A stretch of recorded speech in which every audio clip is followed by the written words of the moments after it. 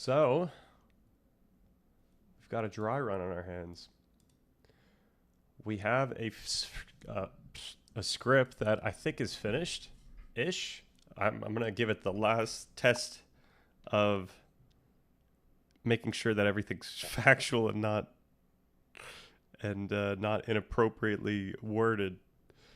But I think everything in terms of the... Actually, we'll find out. Tonight is me reading through it to the teleprompter, full screen, and just seeing what sounds good, what I can do with the words, with my hand movements. I'm going to be following the... I thought about my hands, and now I realize they're dry.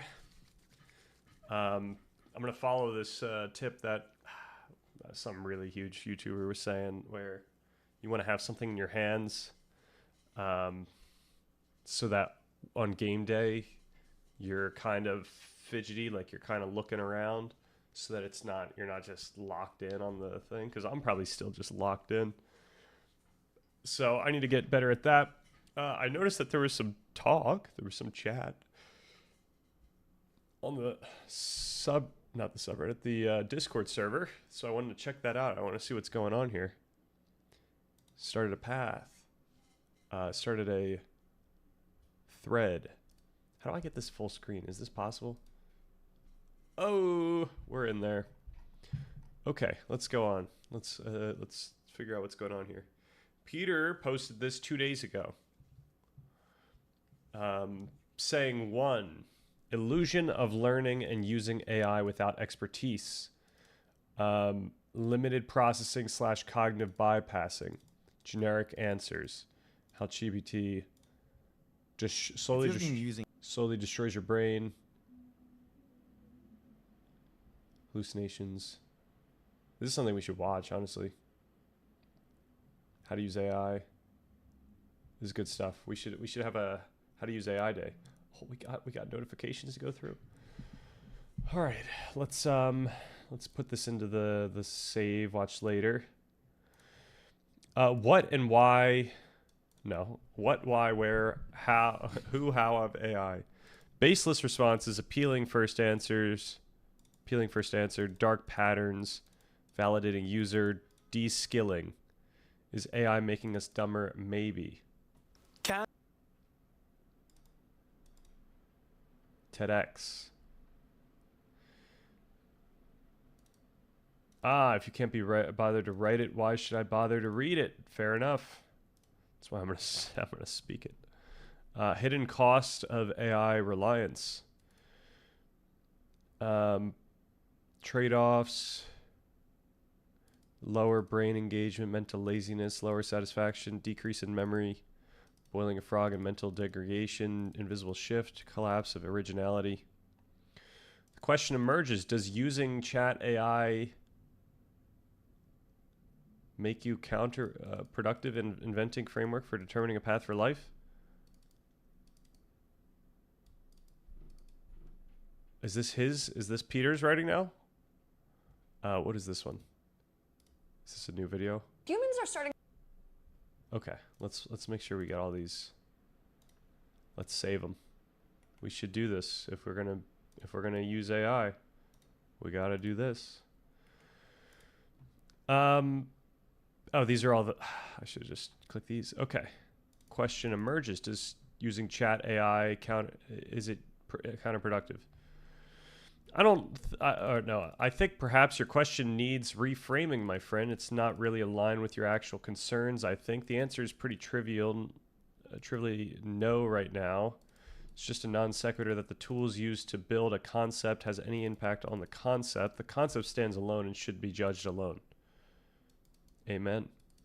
However, I think maybe you're actually alluding to something else than your question seems to imply, and I think there might be an interesting discussion here. Yeah, this is a really important discussion, especially as it relates to part 2 of the document. We should have like a whole section on AI pitfalls and use, how to use it well. And it's going to have to involve a lot of critical thinking. And when I say critical thinking, I don't mean like you have to critically think. I think it's like you have to, well, I mean, you do have to critically think, but like you have to force the language model to critically analyze what you're doing. He needs some milk. What is going on here? Maybe I'm too old. This is where my leg that's in millennial land doesn't understand. Stiffy? Nice new camera. Okay, so is that obvious? So currently we got a so first of all, it's like 3 inches higher than it used to be. Is that obvious? Second, is what was I gonna say? Yeah, is it just obvious that it's changed that much? Currently I have the, what's it called? The teleprompter set up here with the most jank setup possible. I kid you not, there is a, I've got a what is it called? I've got one of those dumbbells where you could take weights and put them on and off, and I'm using that as a way to hold the stand because the stand was too high to actually go on my desk. So on the ground here, I've got this crazy dumbbell set up that allows me to do that. I think it must be more obvious to me given that I'm a very important person in this channel, given my viewing position, right? They done gave me a diamond, true. Yep. Yeah, I imagine after so long it would be pretty striking. But if you think it's worse in any way, like if you we can make this lower. I mean, granted, it's not going to be right above chat anymore, but it could be still the same level it used to be. I just don't know if that's like absolutely worth it. But I have these teleprompters set up, and I'm going to try to do a dry run looking at the teleprompter tonight. But first, we got to deal with Peter's discussion here, which is using AI counterproductive in inventing a framework for determining a path for life. That's a fair question. Marred talk show vibes. Oh man, like a old media talk show, or. Like, is it less intimate? Because that would not be good. I would prefer to have something people could be more comfortable with, or comfortable about. All right, so shout out. I guess this is. I guess there's no doxing when we're in streaming mode. Shout out D. Dr. K made a good analogy that using an LLM is like taking an elevator. It makes going up much easier this time, but all the other times a little bit harder. It's pretty cool. Putting a light bulb on that. I made my question general. It can be interpreted in various ways, but that was the point, to gather various perspectives. I agree that we can evaluate concepts independently. The thing is, I see the process of developing a framework as analogous to writing essays in those experiments. We see the evidence that the output will have lower quality. Fair enough. Hopefully people judge the quality. That's the goal. And even if we consider a situation where concepts somehow survive the negative impact of AI usage on the person developing them, being impaired contradicts the purpose of the project. Maybe I'll be impaired so that you don't have to. It's kind of like those radio shows back in the 2000. Oh, I see what you're saying. Ah.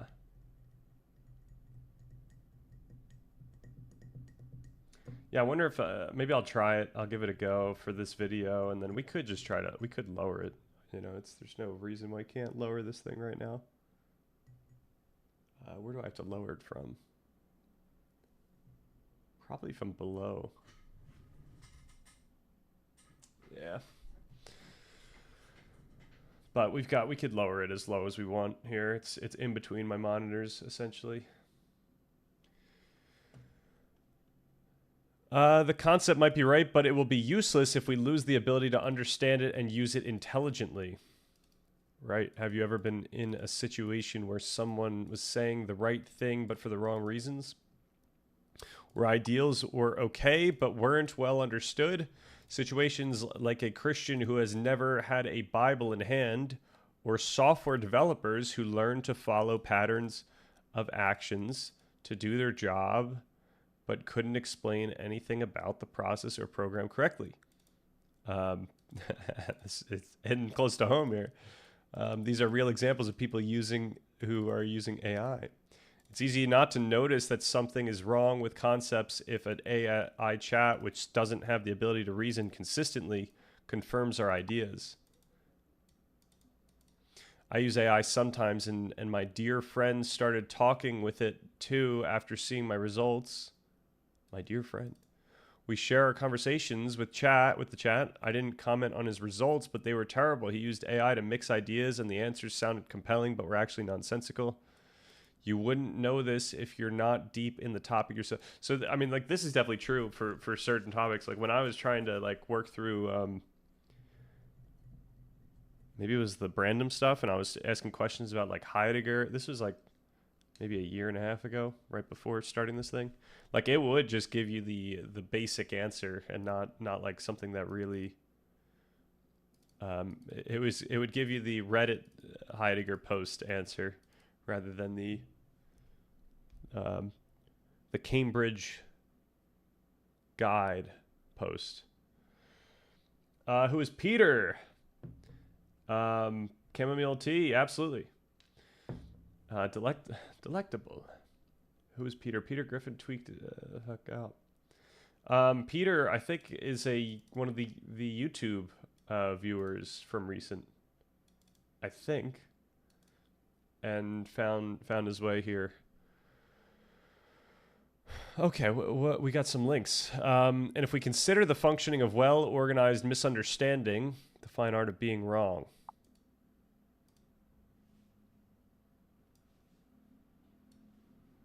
How do we do this? We gotta share, or no, we have to save this one. So what's he saying here? I can't read. He's asking whether or not using AI to work on the Stan Richson document is somehow detrimental, and the answer is maybe. Though he's like, I guess. What D ... said is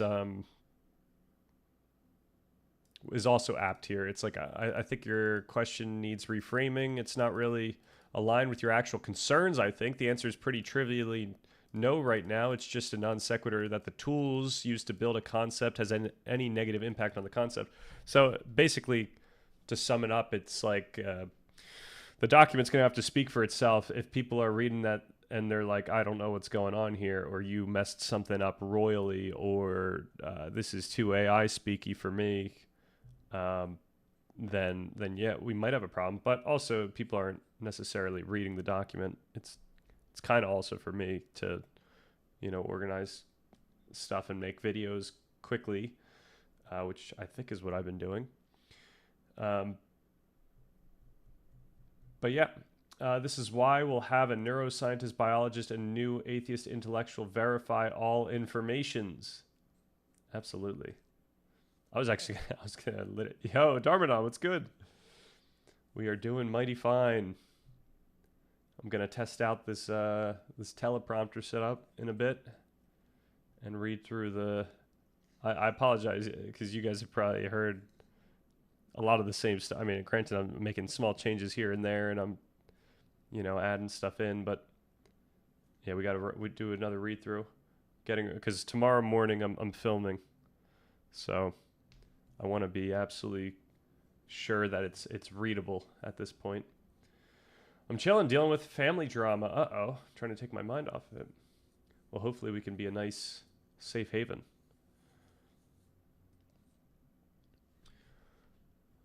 All right, so then after that, what was the second? Question on schemas. Oh, this was just straight up a schema Wikipedia. By the way, thank you for the response. Oh, look at this. Look at this. I got to give a pray for that. That's absolute wholesomeness. Um, I very much agree with your second to last paragraph, Peter. One thing I find, I guess I can't see it even if I click that. One thing I find disappointing about this whole project, the server we're in, is how much AI is used. I'm not against it in principle, but having used it in my profession, coding, when you know your stuff, it becomes very evident how confidently and convincingly wrong, incomplete, or misleading its answers can be. But it's much harder or next to impossible to tell what's right and what's wrong when you're trying to learn from it, because it's very convincing and says everything with more or less the same confidence. I wonder if we should do our AI video soon. There's so many videos that I think we should just do early. Like the science video of like why should we care about science is a good video that we should probably do up front. But a video of like how to go about using AI such that you don't fall into pitfalls. Also, just how there's some things that you're not going to be able to ensure, and so you have to always be on the lookout for biases and whatnot. Don't worry, Dom, I got your back. If you need any backup, peep this new book. Just arrived. Oh, hell yeah. Goodreads. Zhuangzi. The Essential Writings, with selections from traditional commentaries. Ideal for students and scholars alike, this edition includes the complete inner chapters, extensive selections from the outer and miscellaneous chapters, and judicious selections from 2,000 years of traditional Chinese commentaries, which provide the reader access to the text as well as to its reception and interpretation. A glossary, brief biographies of the commentators, a bibliography, and an index are also included. Very nice. Darman, if you're interested, I mentioned before that at some point next year I want to have like a meditation month where we just go deep into learning about this stuff. So I might need like a curriculum. Like I don't know what I should read for that, or like what we should prepare. So if you're able to compile something or just let me know what to do for that, then that would be great. Because I think it's also something that we should do somewhat early. Like I think before that we should do our whole logic arc. We might want to do our empathy arc. What else was there? There was I was thinking of something earlier today that we probably should do like real early.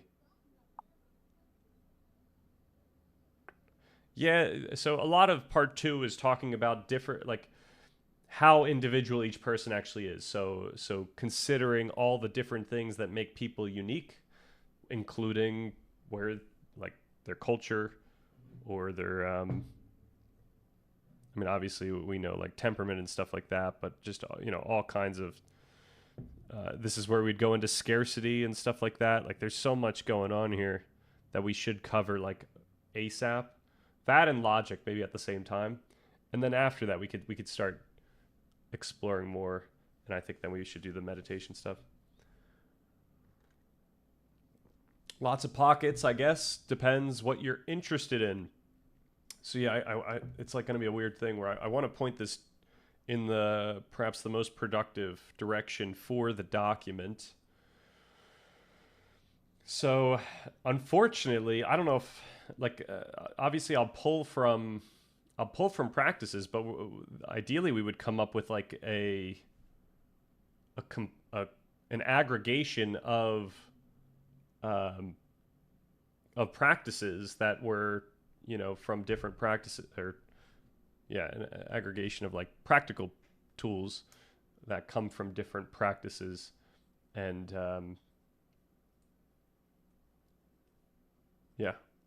so whatever would be you think would be like the most practical reads.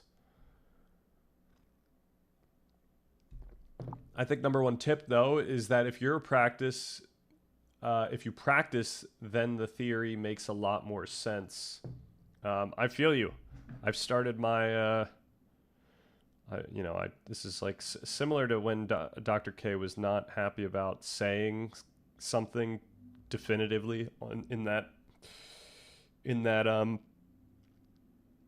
video. I kind of hesitate to say this, but I'm doing something where I started with 600 seconds meditation, and if I miss a day, that number goes down by 5. But if I do it for the day, that number goes up by 5. So hopefully by the time we actually do this, I'll be at, I don't know, at least 30 minutes. So obviously that's not that long, a few months, but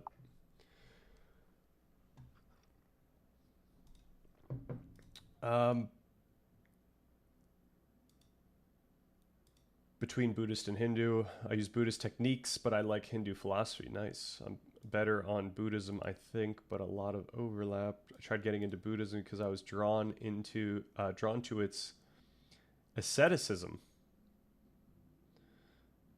I'm not sure what asceticism is. Oh, I'm sorry, Eric. Need more video essays from you, my dude. Thank you very much. Fortunately, one's coming up this week.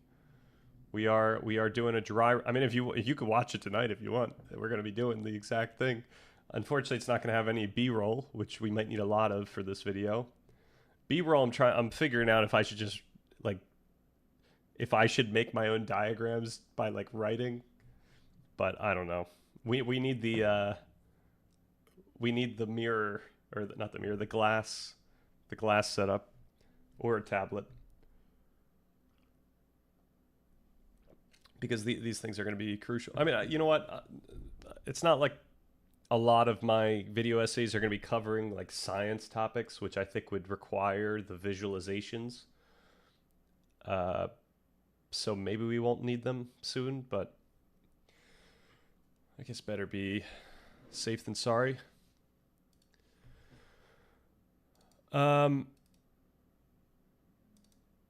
The thing that hits close to home is that I do also use AI for code, and you have to be careful with AI for code. The reason why AI is particularly bad for code is because APIs change. So, one, APIs change. Two, APIs are hard to find. Only when there's great documentation on an API will AI pick it up. So a lot of the time you're just using something that doesn't have great documentation, and now the AI is making up endpoints that aren't there. So you have to be very careful about that. But for general practices, for solid principles, actually I'm not going to do it. We don't have to go through solid principles right now. But for best practices for software engineering, you can get into good discussions with AI. You could learn a lot from language models. I do think it has its uses in contexts like this, coding philosophy, for example. It's very useful to get you exposed to new things and new ideas that you didn't know, which you can then go and research and explore on your own. It's when you use it for the research and exploration instead of more direct sources is a problem, I think.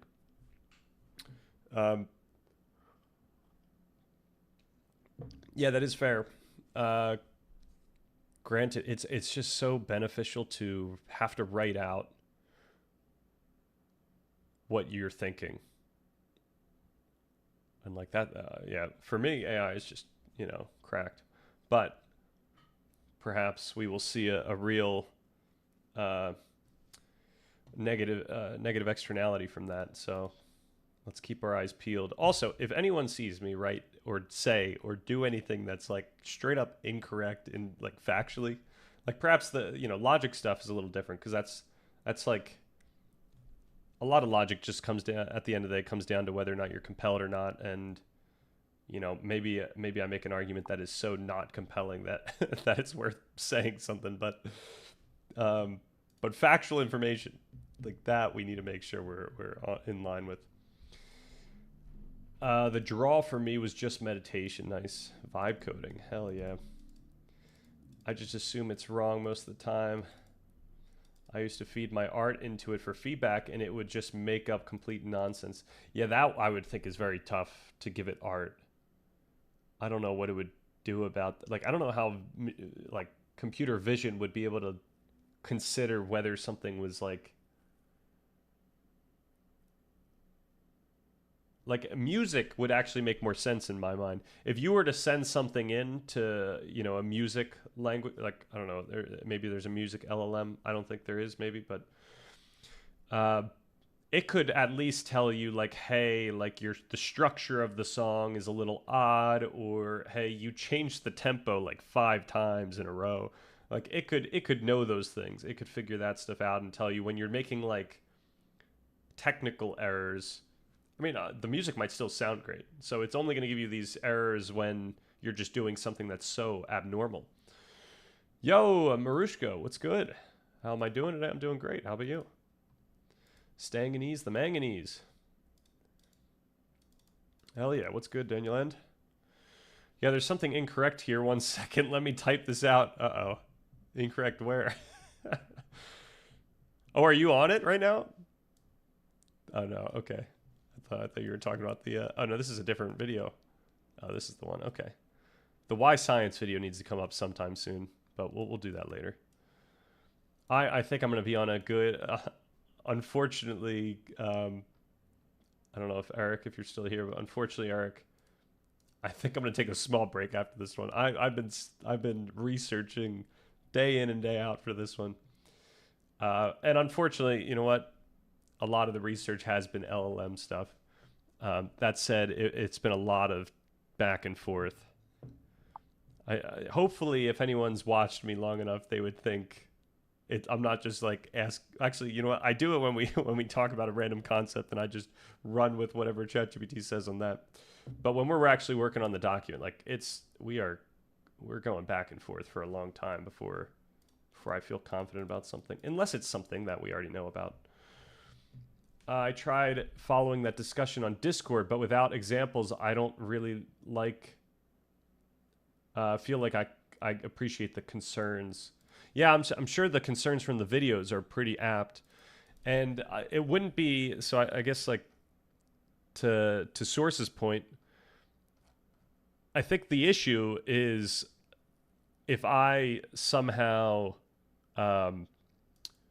if I act as a large enough advertisement for using AI without making it clear the pitfalls, then we might have a real problem where I'm actually just negatively affecting the community rather than positively affecting it. So that's why it might be important when we're doing the part 2 stuff to work on the AI tips earlier, especially if this community were to blow up, then, like, okay, now we might have to have an AI video essay where we talk about how we can use the LLM in a productive way. One, because I don't want people to start, using it in ways that might, lead to the concerns in those videos, which I don't even know about yet. So I should probably, I mean, I'm guessing I know what they are, but I need to watch those and then learn more about the topic. But the other thing is, when this channel blows up, if it does, I'm gonna need to be able to defend myself. A lot of people are not happy about AI at all, so I need to be able to really ensure that we're good. Now, one of the things that we really need to ensure that we're good on, which is still up in the air, this is in our roadmap, but we got stun locked this past month, is ensuring that what do we have here? Ensuring that part 1 referencing is complete. Like, we need to have references for the rest of the stuff in part 1. We're like halfway through, I think. So one of the things to combat people who would be upset about AI is to make sure that we have the right citations for the right information. And I think it even helps that in our references section, we write out how the citation is relevant, or why it's relevant, and what people can learn from it, because that's kind of another reason why citations are really nice, because it allows people to learn more about a topic. For a while, it was helpful, but then as the pieces got more complex, like almost all of what it said was nonsense. I used to ask it questions about religion, and it's pretty cracked on that subject, but I still doubt everything it says and does get things wrong, which necessitates doubt, I think. Yep. Yeah. No, I think it's good to go in with doubt. One of the things I notice is like you can feel like you have something right and then realize that even though the words they use were like pretty right, like the nuance wasn't there in such that it was actually wrong. Like it would be inappropriate to describe something that way. Or you might have, the other thing is like we just, we infer things from communication, from words, from sentences. So we might infer a lot, and then we might ask a question, and the AI might, as it does, glaze us, but we might have inferred too much than we should. When I was writing my book, AI would come up kind of vague word salads and bounce around without really saying anything. And I decided AI can only help so much for this. Yeah, it is a concern. I think for me, unfortunately, or fortunately, part one of the document was too much of a case study for how AI can really expedite progress. Like we got through a lot in, I guess a year's time, but in much less time than I think it would have taken if I had to painstakingly write that all and ensure that the wording and everything was nice. And also it helped out with just me like mentally organizing that content. So it really helped out. Like I think part one would have looked worse. Like it would not have as nice of a narrative, especially since I could throw the whole thing into AI right now and I could ask it questions testing whether or not it actually understands what's going on. Which is actually so yesterday I was messing with Notebook LM, and it can create flashcards. So I was making flashcards for this I made a quiz for this video. But I'm curious what happens if we do it for the document, the whole thing.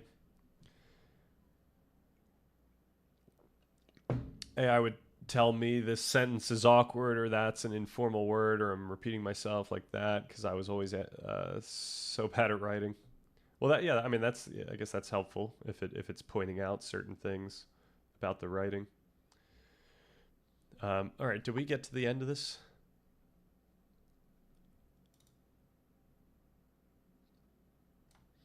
Peter, what is tragic about AI approach to projects like this is that Stan can become very good at parroting confidently sounding AI in order to protect selected perspectives while being wrong about them.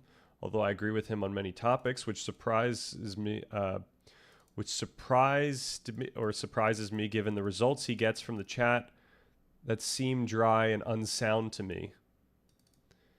Right. Yeah, I think a lot of the one-offs that we do with ChatGPT are giving low fidelity responses towards these huge topics, and I'm making like ridiculous speculations based on what it's giving me. But we just there's so much content that we might have to go through. Guys, even though it's telling you, oh, this way of writing, it is way better. Haha. It's all okay.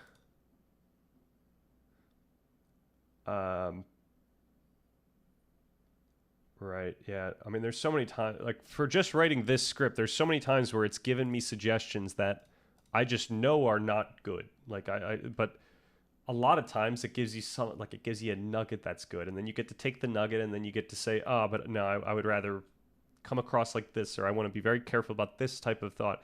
And then, I mean, the nicest thing for me is that it requires that you write Like that's the best part about the LLMs. It's that you have to formulate your thoughts. You have to already organize your thoughts, write it down, and then you get a response on the thoughts. And sometimes the LLM is terrible, so it's not going to understand. Or sometimes you're terrible, right? This is the thing. Like sometimes you're terrible at communicating. LLMs are terrible at understanding what you're trying to say. And now you get to do a back and forth where you say, I mean, one part of that was right, but I'm really trying to I'm thinking more towards this. And now you're like, to be able to, like, this is critical thinking where you're forcing yourself to really pay close attention to what it's actually writing so that you can tell it when it's doing something incorrect or right. Like, nope, you garbled it at ChatGPT. Sorry. I'm a Harvard trained neuroscientist. I can confirm everything Stintz is accurate. All right. Well, you are a Harvard trained neuroscientist. Is everything said in this script accurate? Specifically as it relates to neuroscience. All right, we need to download the newest version. Version 10, and throw it in there.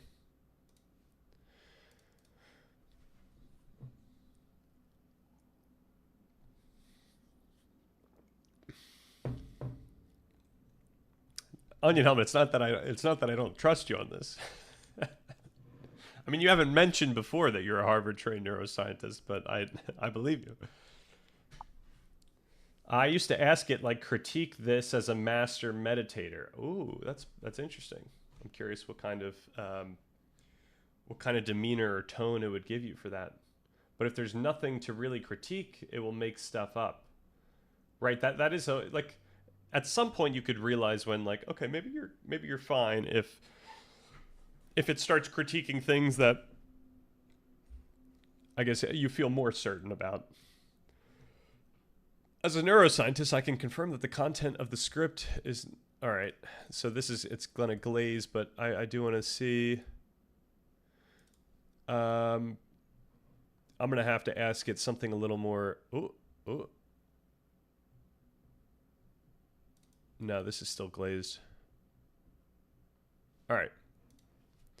I need you to be serious about this. No glazing. Is any of the wording that represents any neuroscience inappropriate or not in line with other neuroscientists? I shouldn't say other because there's neuroscientists that that disagree with the global workspace theory. Any neuroscience inappropriate or not in line with what consensus? I get it. We Harvard-trained neuroscientists understand why some people ask Gemini when they don't trust us. It has something to do with the Bhavigdala, the brain part that does things. Okay. I think you could change the persona. I think you can change the persona to be less glazing, or maybe that's only for ChatGPT. I think I saw someone who changed the persona to be more reasonable, and it seemed to give better answers. Yeah, I think you could do that for this as well. I have stayed away from, except for, I'll say don't like post emojis or stuff like that, and it still does. But I'm just always a little worried about changing that and then getting the type of answers that I actually don't want for general use, I guess. But maybe we should consider that for the future. Listen, at the end of the day, it's the end of the day. Very nicely said. That's got to make the quote. Next week it's all stream recaps, stream summaries. That's all we're doing. No science, no philosophy, unless someone has anything. But I've reanalyzed the script for specifically for inappropriate wording or misalignment with scientific consensus. All right, it's still gonna do that. The language it used is not inappropriate. On the contrary, it aligns very closely with the precise consent. Okay. On pop science sensationalism, which this script avoids, the script avoids the single biggest pitfall of science communication using sensationalist, or spooky language. What it doesn't say, it never claims neuroscience has found the soul, located the self, or read thoughts. What it does say, it uses a precise functional language. Okay. Yeah.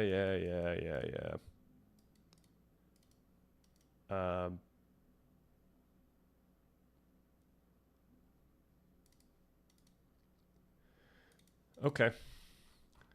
Another thing we could do is we can take this same thing. We could go to ChatGPT now. We could see what ChatGPT is going to say about this.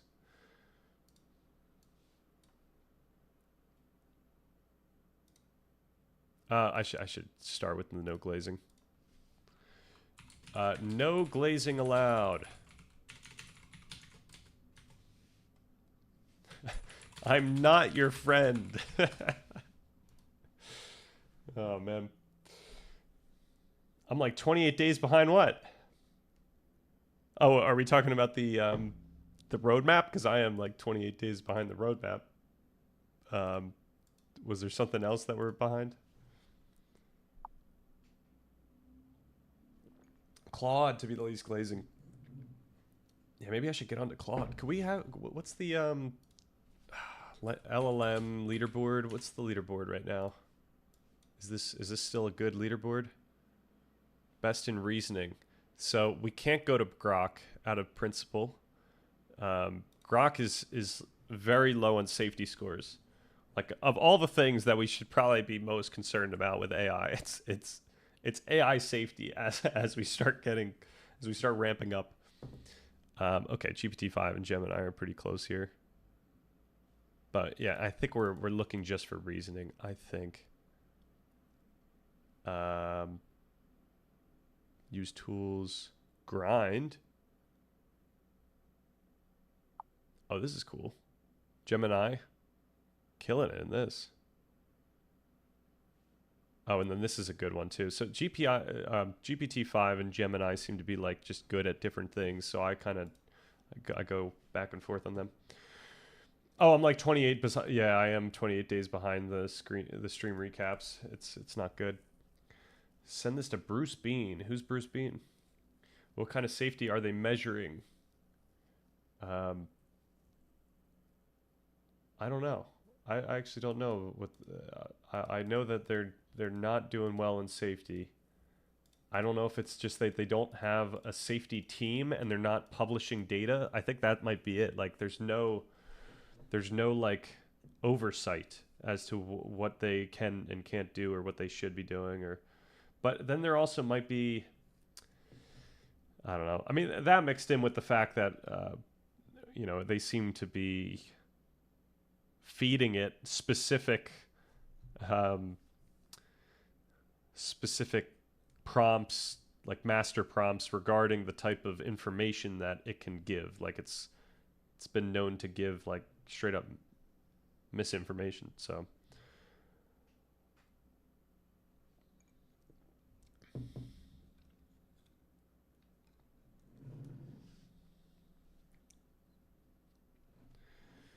All right, what's going on here? But several, yes. Look at this. ChatGPT is going to be nice. A few are framed too strongly as settled, and a couple are likely wrong or at least controversial. Below is a point-by-point audit. Very nice. With solid lesions, yep. Arousal systems, global availability as a candidate mechanism. PCI sketch, yep. Dynamic over single loci. Right? Needs qualification. Strong claims that are at best contested. DMN loosening explains self. Okay. Yes, psychedelics often reduce within DMN integrity and alter large scale connectivity, but DMN is not the whole story. Right. Um, did I get rid of that stipulation? Oh, did I? Can we go back?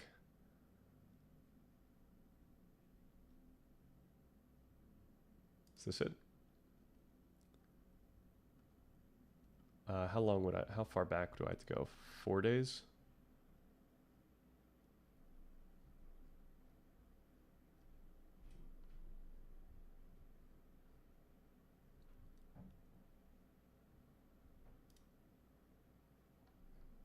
Yes, okay.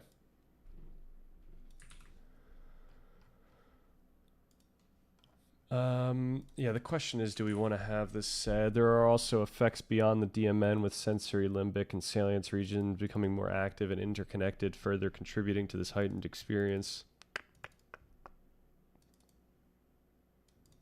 Maybe. Maybe we include that in the B-roll. Right, it's not the only mechanism involved here.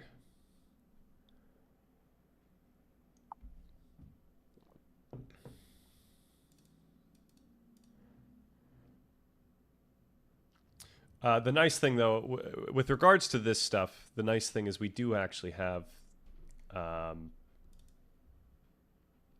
resources specifically about this stuff. So we're more chill on that, I think, than these next things here. Children with a brainstem but also no cortex can feel an inverse philosophical zombie. This is one of the most controversial statements. Anencephalic infants shows sleep-wake cycles and reflexive affective behaviors, but whether that entails conscious feeling is debated, and many neurologists are skeptical that feeling without cortex is meaningfully like human phenomenology. Right, what did I say?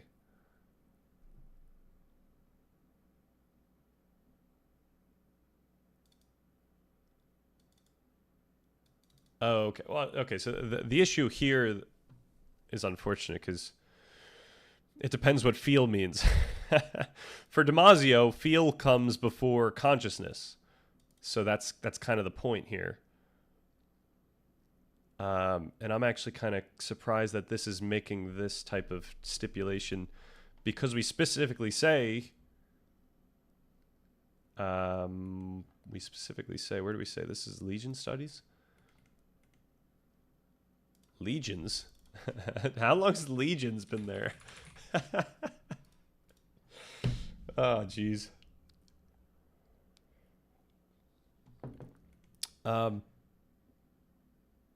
We specifically say in both cases. Do I say in both cases? No.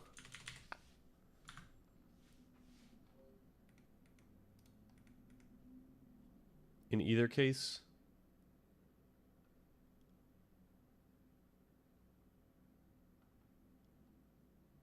Thus, in each of these cases, what we intuit as self-consciousness is gone. So maybe we don't even have to say self-consciousness here.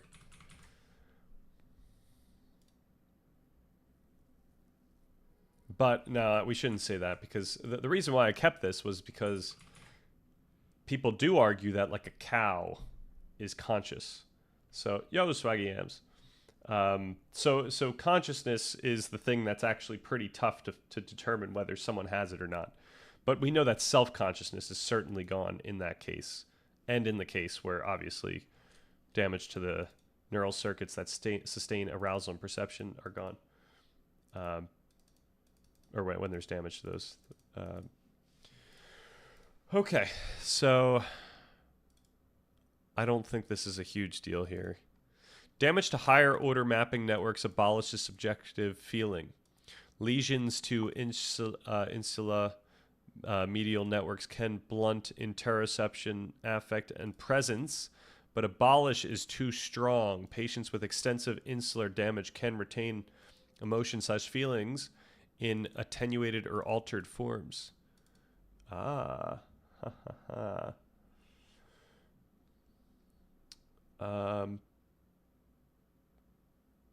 Oh, this was specifically for the higher order mapping. This isn't for this. This is going to abolish it. But it was when I said, was it literally the same one where it's in either case it abolishes?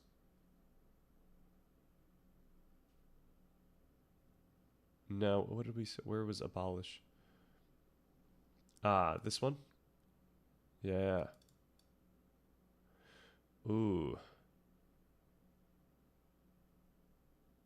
This might be, okay. I might have to think about that one. Propaganda bot. Now imagine if this audit is wrong. Which are we talking about the ChatGPT audit now? How are you combating the flaws of AI, untrustworthy information source, and word salading? The way that I think about this stuff is following the very philosophy of the Sam Richson document. You can think of words and concepts as constituted by their own rules on how you're allowed to talk about them or how you're allowed to use them in conversation. So if like a language model says something that contradicts what I think, then that's pretty clear. Now, if the AI is talking in such a way that it actually like aligns with a lot of understanding that I have in ways that are not trivial, then that allows me to trust it a little more. So like the stuff that we're reading right now, I can understand what's being said here. But yeah, I mean, this is important. Like this is giving like real stickler, audit stuff, but this is good. We want this.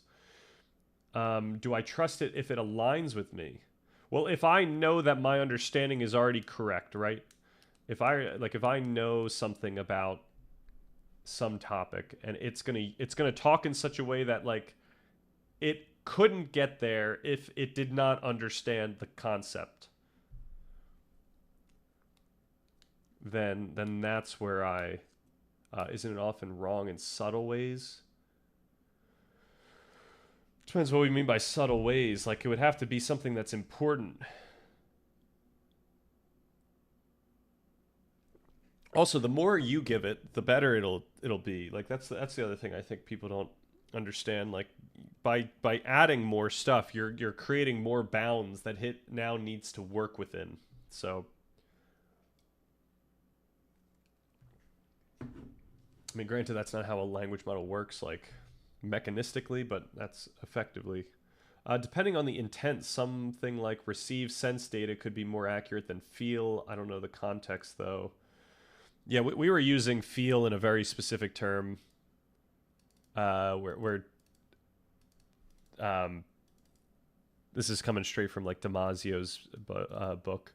Like these feelings aren't necessarily conscious. This is fundamentally just a neural mapping of what he calls emotions, which are the organism's physiological responses, like changes in heart rate, blood pressure, hormonal release.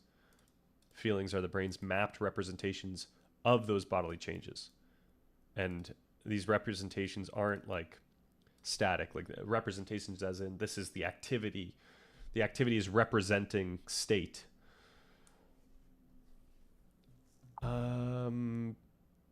Have you seen what Chet Hanks ChatGPT spat out? No, said it's God or something like that. He's having some intense spiritual rogue AI thing. Only Chet Hanks would fall into that. But feeding stuff into it, I would expect it to become more biased. Yeah, perhaps. I mean, it depends what you feed into it. Perhaps I'm speaking in vagaries.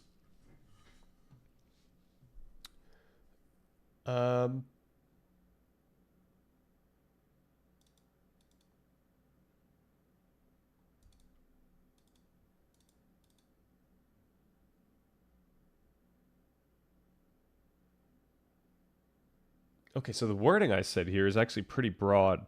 Appears to diminish or even abolish.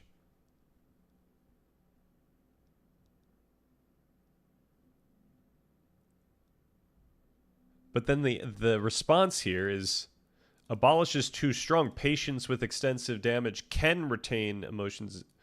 So I don't know if that means that it can as in like always, or if it didn't grasp the range I have here. But also feeling is but this is subjective feeling, so this is a little bit more. This is like mappings of the feelings now that allows it to be subjective. Though I'm pretty sure this is like these are findings that Damasio found. I should probably stress on that. Are you saying that Damasio wouldn't conclude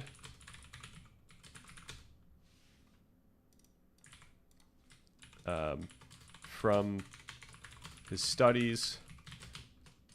Keep in mind that we're using subjective. Maybe we shouldn't even say this because, I mean, I shouldn't just be using colloquial terms in the most Damasio way if I'm giving this to an audience. Posterior cortex, thalamus, and brainstem damage abolish consciousness versus no single downstream legal network lesion abolishes it. Oh, I make both claims. No single network. I think these are different claims though. It's okay. Downstream.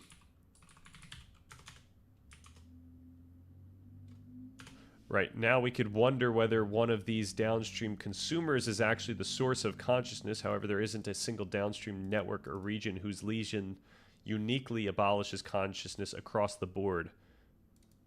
Right, this is the stuff that we talk about here are much. Yeah, these wouldn't overlap. We're talking about different types of systems here.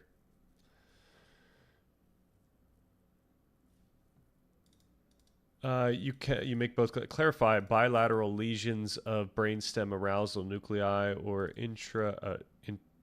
intralaminar. Thalamus can eliminate consciousness. Extensive bilateral posterior cortical damage can abolish specific contents and in some cases consciousness. There's no single cortical patch whose focal lesion reliably eliminates all consciousness, which supports a distributed view. I wonder if it's the wording up here though.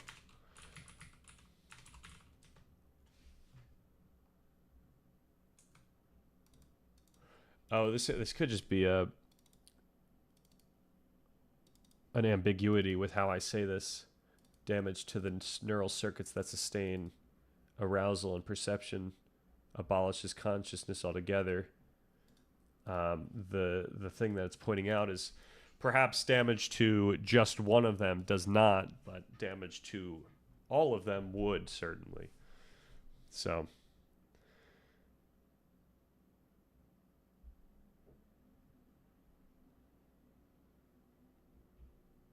I don't know if that's actually a really important thing to do here. I feel like these are just stickler things. And this goes way into the weeds. But I could actually clarify this type of thing in the B-roll.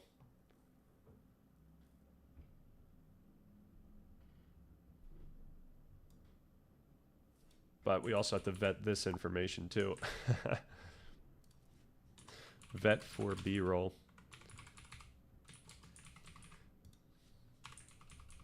Okay. 300 milliseconds to become conscious. The late ignition time around 300 milliseconds is task measurement dependent. Conscious access can arise earlier in some paradigms and later in others.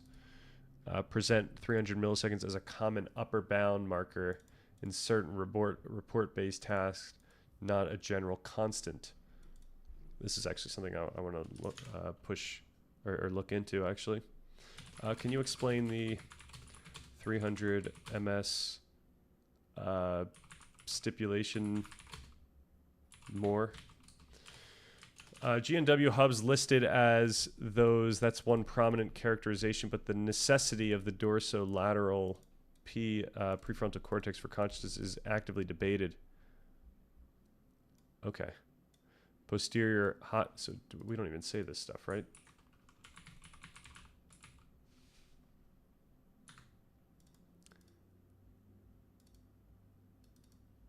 This is fine for B-roll. I don't think that's an issue. You got to peep the Chet Hanks thing sometimes. It's wild. Actually, I haven't kept up with Chet Hanks. I don't think ever, but you know, I haven't seen him in a while. Like I haven't seen anything. Okay, so what did it give us? The strong claims that are at best contested. Then we've got the likely inaccurate, oversimplified. Okay. Likely inaccurate. Field potentials don't carry specific information. They just set excitability. Content lives in spikes. Too categorical. Local field potentials do carry information about stimulus features and cognitive variables. This is actually a great point. This is like the type of thing that I do want the... Man, this is a big win for ChatGPT right now over at Google.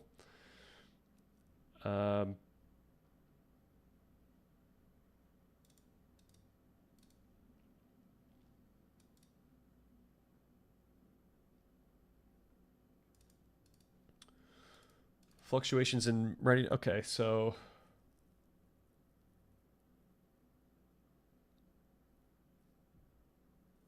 yeah, the question is, when does the specific information start or end? This is something I should probably consider. It's at the end of some random podcast I doubt many people know. That's funny. All right, what are we at? 7:30? We got time. Too categorical. Local field potentials, phase, amplitude, coupling do carry information about stimulus features and cognitive variables. Phase coding and cross-frequency coupling can be content-bearing. It's right that spikes are the causal currency for fast output, but the field potentials are not mere readiness. Rephrase, spikes carry fine-grained, fast content. Field potentials reflect population level synaptic dynamics and coordination that also encode and route information. Okay. But here's the tricky part. Those waves aren't the... Okay, yeah, so this would be slightly simpler. It does make sense that the field potentials are carrying some sort of information. Like if we're going to say that action potentials carry information, then I think we have to say that field potentials carry information as well. So this is a pretty big... This would have been a pretty big blunder that I just kind of overlooked.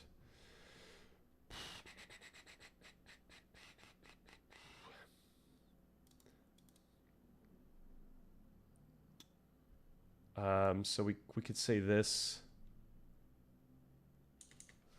What those scans are really showing are field potentials. Think of them as fluctuations in readiness. And we could literally just get rid of this. They set the stage for when neurons are more likely to fire and when. In other words, these fields modulate the probability of time and timing of action potentials when the local overfield rises. When it falls, they become inhibited, less likely to the rhythmic. Okay.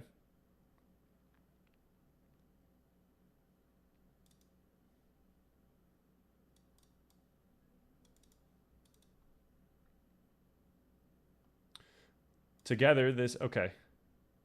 So this now actually works. Because we got rid of those strong statements, now we can say at the end here, we could say together this abstraction between structure and activity, between timing and content, is the foundation of neural communication. So that packages the information up in both. Look at that. All right. Blocking action potentials eliminates perception even if the field potentials continue. In practice, when spikes are suppressed, Synaptic activity also change substantially. We don't have clean human experiments of the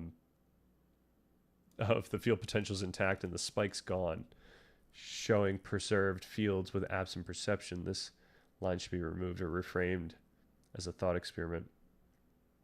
Okay.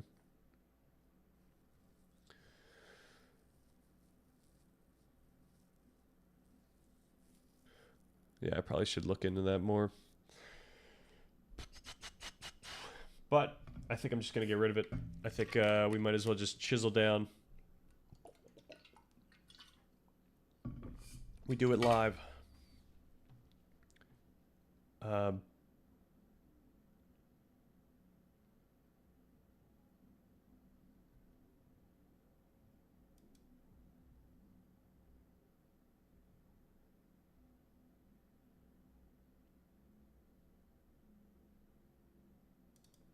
Yeah, I'm wondering if we still could keep the setup of this paragraph.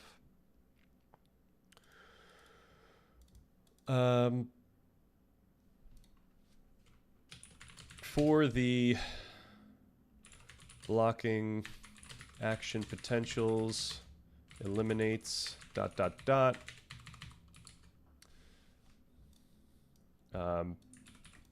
I'm going to just ask it to do this one. Can you rephrase this paragraph with a similar structure? Language self-monitoring is the function most closely tied to conscious reporting. It's important, but calling it the function is too strong. Report depends on a broader speech motor metacognitive stack and can be dissociated in locked states where consciousness remains. Toned down to a key contributor to reportability. Okay.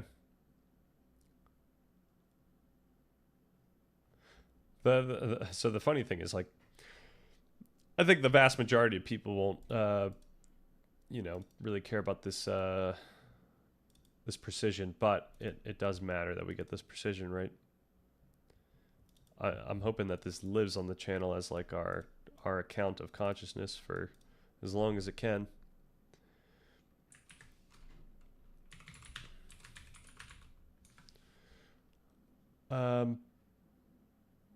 Okay, so do I...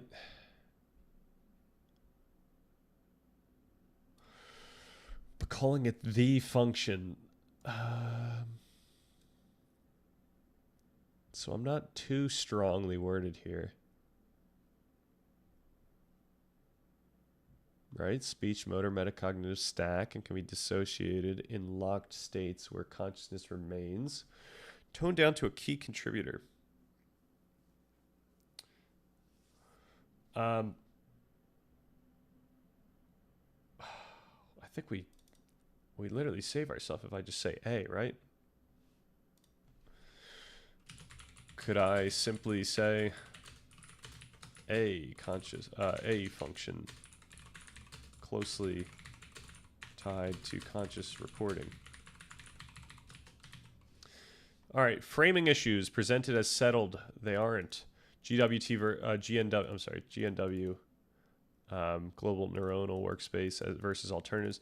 You do mention alternatives, predictive processing, active inference, IIT, but in a few places, GNW is narrated as if it fills the gap. It's a leading candidate, not a consensus mechanism. Note that adversarial collaborations have found mixed evidence across theories. The field is unsettled.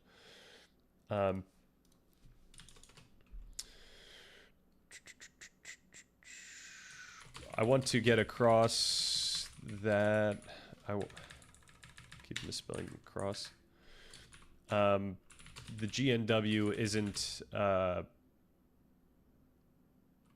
more right than the other alternatives mentioned, and even those I haven't mentioned, except for IIT.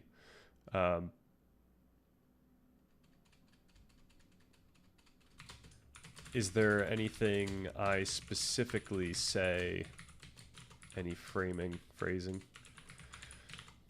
that I should update accordingly? It's rather that I'm making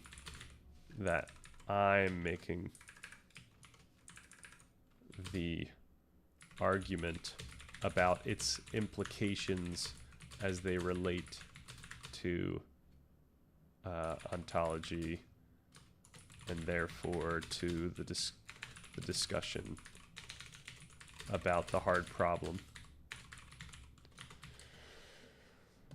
From correlates to causes, you occasionally slide from correlates to functional causes. Causal language is warranted for some perturbial studies, but keep it local and qualified: state, site, timing, and task matter. Avoid generalizing causal claims beyond demonstrated contexts. For the fear circuit causation, is that not an apt example of something clearly causal? Is there a different perturbation example that better fits? Because I know that they have a ton of these types of studies where they activate a certain part of the brain, and they could see, or that, you know, someone reports feeling sad or something like that. I thought the fear one was pretty salient, but perhaps I was wrong about how founded the fear circuits were. Factual terminological nits, yes. Yes, brain lesions, deletions, thank you. And I misspelled Dewan. Oh, I butchered it. It's a Dehane, or Dewan, though. PCI is primarily associated with the group. Calling it a separate group from GNW is fine, but you could name them for clarity. I'm not naming them. I should. I don't know if I should name them. I should name them for the B-roll.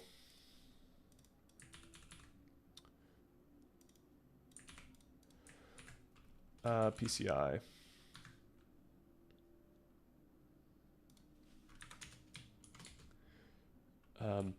B-roll.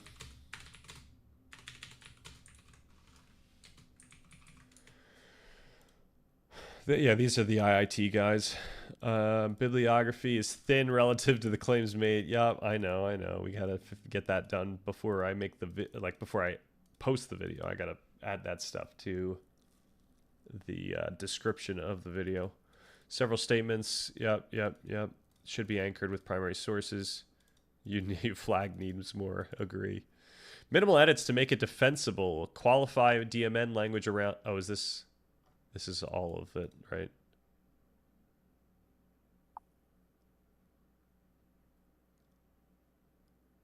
Earlier correlates exist. Okay. Bottom line, your big picture is reasonable. The script will be accurate enough for a scientifically literate audience if you soften the necessity causal claims, flag the cortex absent feeling claim as speculative, and fix the physiology around spikes versus field versus potential. That was the biggest one as far as I could tell, but all right, let's post this one. Peter, what's good? Dry run. I'm so sorry that you walk in with me extensively using AI here. We were going through the discussion, and I'm like close to the bottom. I think we were like here, but I'll probably make a response at some point. I guess you read the thread on Discord. Yeah.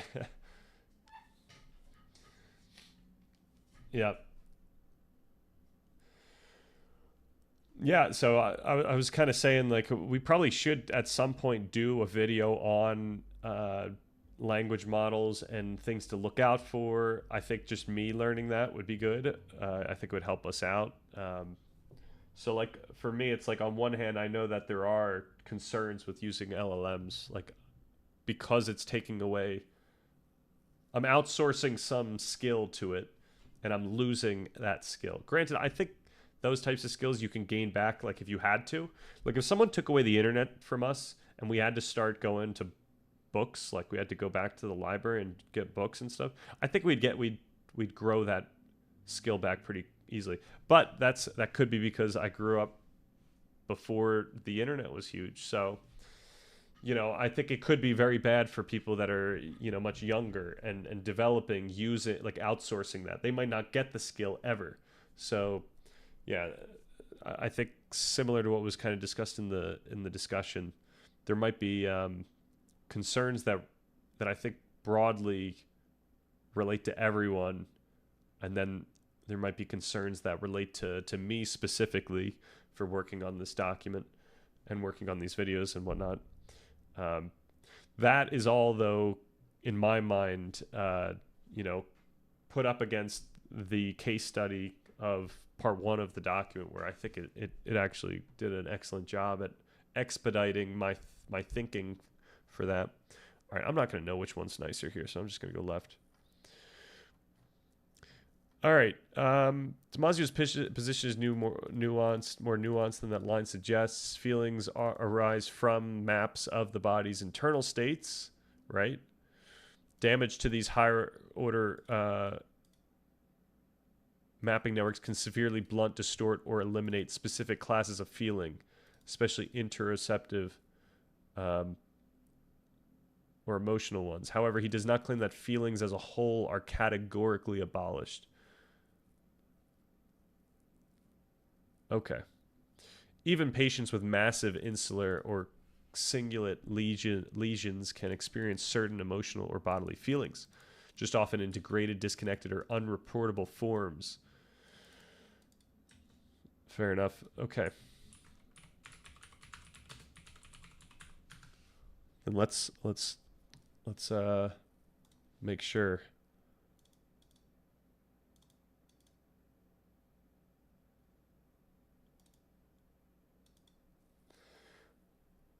That we just discussed can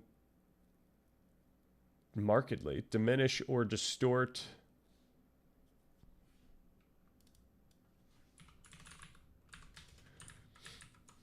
significantly diminish or distort subjective feeling.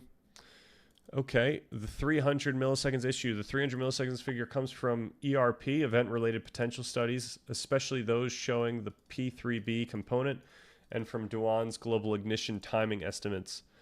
However, several points complicate the slogan. Component variability. Peak occurs roughly 250 to 400. So do I say 300 exact? Because I think I even knew that way before. I say roughly.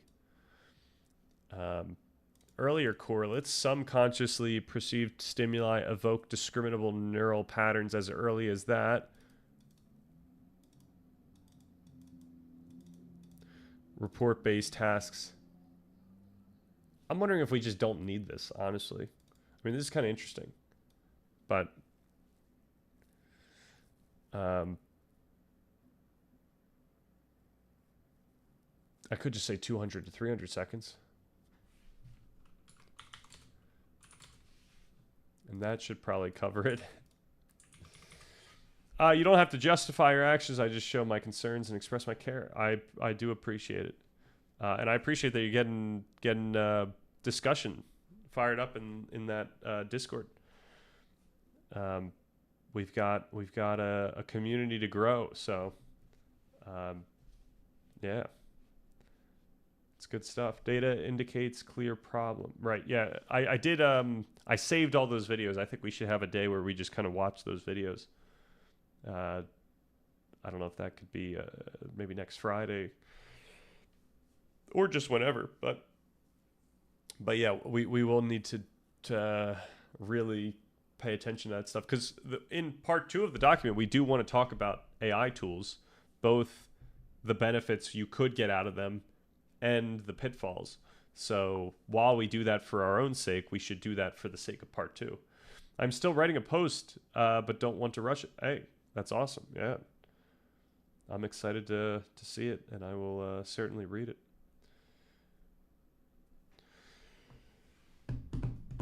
Okay. But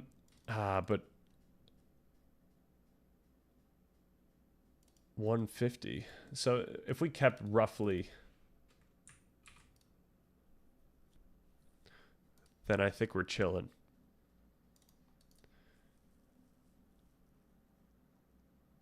I don't know if this is even like that important to say though. Like it's less about how long it takes. I don't, and like no one can intuit what 200 to 300 milliseconds even means.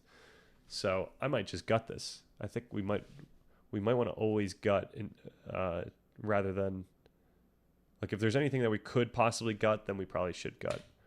So, and then to summarize kind of fits right after that. So that I think that's a good gut. Rewriting the blocking action potentials paragraph. Potential.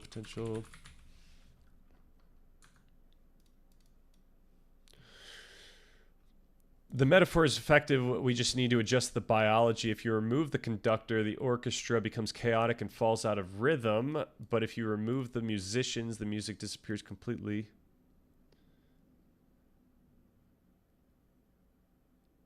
Likewise, when scientists silence neurons' action potentials and perception and behavior vanish.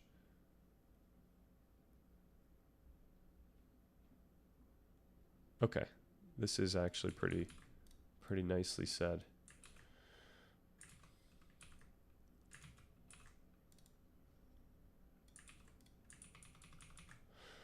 Perception and behavior vanish. The slower field potentials, like the residual hum of the concert hall, may persist, but without spiking activity.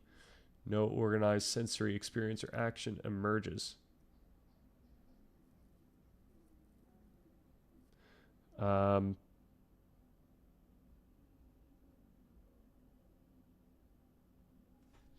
need to ask for number 3.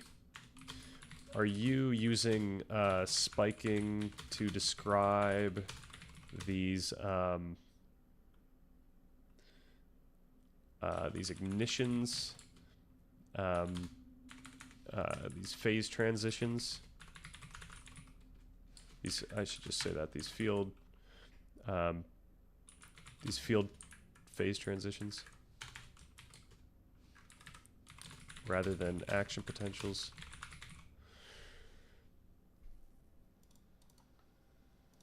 Language around reportability, yes. Replacing the function with a function is acceptable and precise. Okay, the function most, a function most close, and most closely,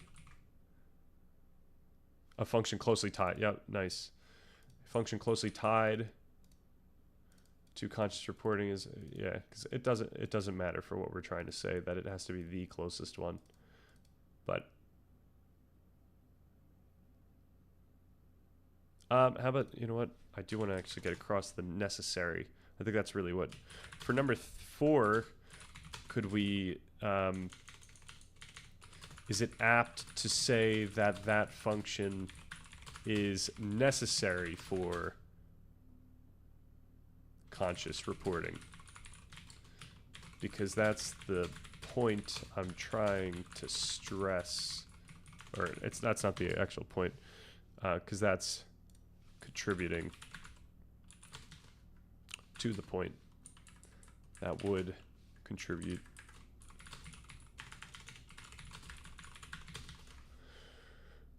Ensuring GNW isn't framed as more right. You can keep... Okay, so we want to actually take some time to go through that one. Fear circuit causation example. The amygdala fear example is causal, but it's local and partial. Stimulation of the amygdala or periaqueductal gray can induce fear-like behavior and autonomic responses, yet subjective fear can persist after amygdala lesions, and stimulation doesn't always cause a conscious feeling of fear. A clear perturbation example for conscious state causation is anesthesia, thalamocortical stimulation in anesthesia. Stimulating that nuclei can restore wakeful responsiveness in anesthetized animals and humans.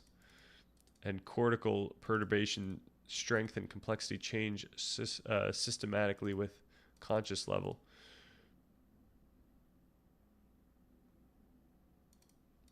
So if you want a cleaner causal intervention, conscious change, example, use so it doesn't matter that it's a conscious change for the argument I'm making, but it's more intuitive for the viewer, so I'm wondering if we should change that.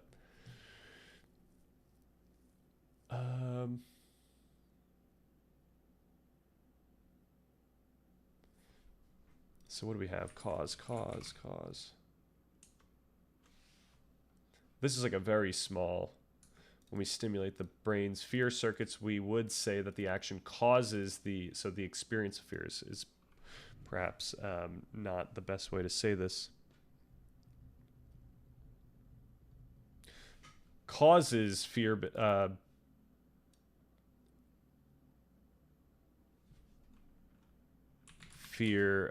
behaviors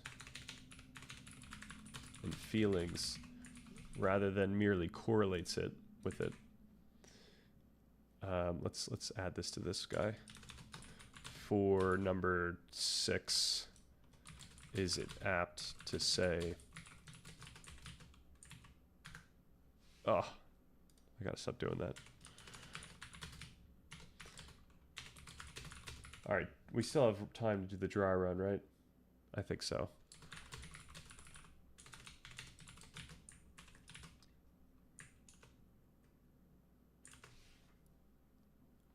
And I'm not getting rid of anything. Okay. All right. Ensuring the GNW isn't framed as more right. You can keep your focus on its implications while neutralizing any apparent endorsement by adjusting a few phrases. Look for and change formulations like, according to that theory, consciousness arises when... I think that's correct, because it's according to that. Wait, what? Oh, okay. So this is funny, where what I'm trying to say in the framing is, according to them, this is the case, but it could come across as like, according to this framework, this is certainly true. In such, I mean, that sounded like the same thing. In such a way where I'm saying that it's definitely true because of what this framework said. Like it deductively says, rather than I'm trying to say that this is what they're like in the framing. Yeah, in the global workspace. This is a great point, actually. According to, am I going crazy?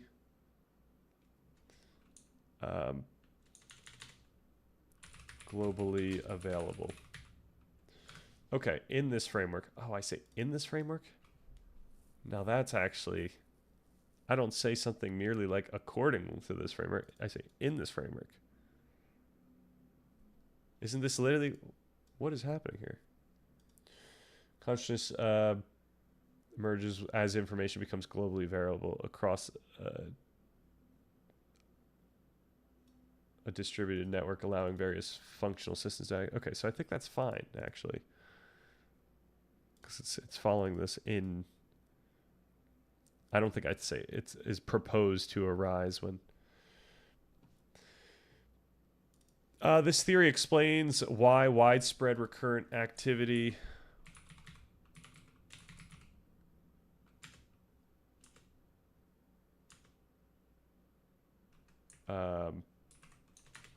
recurrent... Oh, no.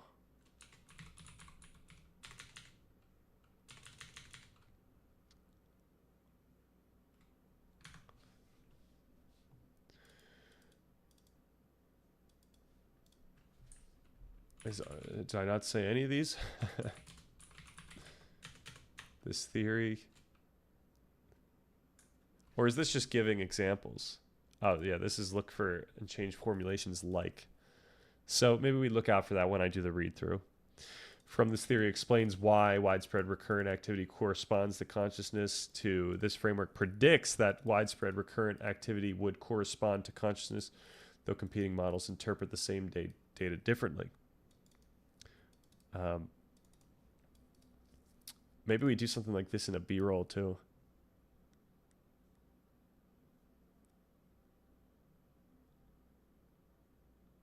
The GNW model has shown to experiments consistent with the GNW model have shown. Okay. Replace declarative or evidential verbs with propositional or interpretive ones. All right. We have to keep an eye out for that. Number 3, okay, so first, spiking versus action potentials versus, they're related but not interchangeable. Action potentials are the electrical events that propagate along individual axons, the literal neural firings. Spiking activity refers to the ensemble of action potentials across neurons measured as spike trains or firing rates. Okay. I see, spiking in that regard. So it is still referring to action potentials, but a bunch of them. Especially during field potentials. Right. I meant spiking. Okay.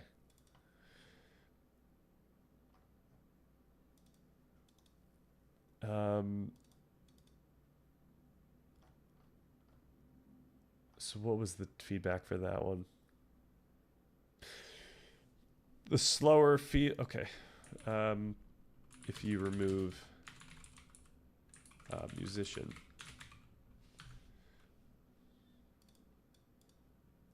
silence neurons, action potentials. Okay. The slower field potentials, like the residual hum of the construct, may persist, but without action potentials, no organized sensory experience or action emerges.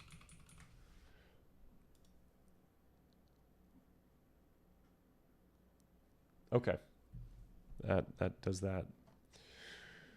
Then we've got number 2, necessary for conscious reporting. This is something I just said. Man. Closely tied to, okay, right. That's a defensible and precise phrasing depending on how narrowly you define the function. If by that function you mean language self-monitoring or metacognitive access to verbal output, then yes, it is necessary for conscious reporting. It is not necessary for consciousness itself, since locked-in patients and non-linguistic animals can be conscious, right? Oh, okay.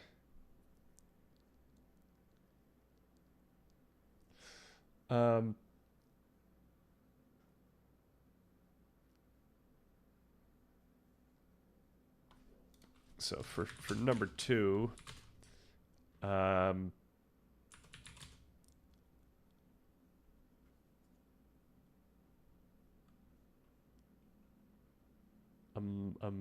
looking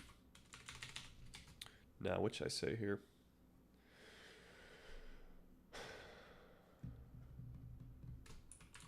I'm focused on the mechanism that makes these words available to us, such that we can report them. So not something like locked in patience.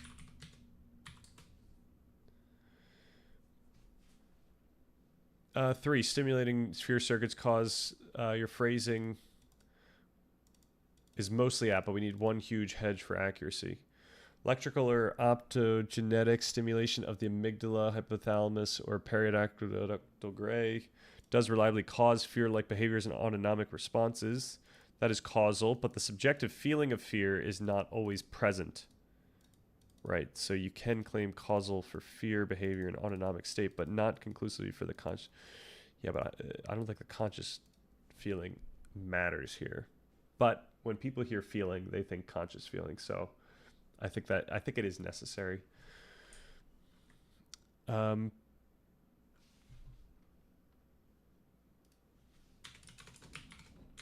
number 3, can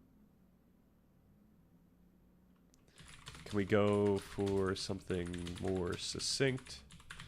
While it's not necessary that this example must be something that has a conscious effect. You know what? We kind of are looking for a conscious effect, right? It's a good question.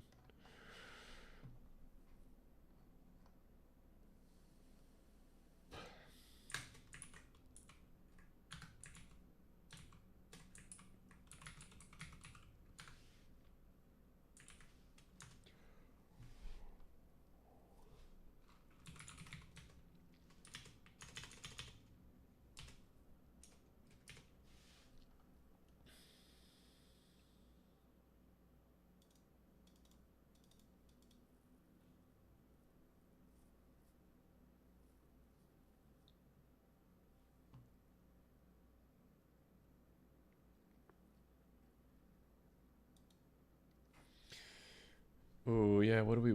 I think we would want something like... I think it would be more effective for a conscious example. For number 3, can you list out all the...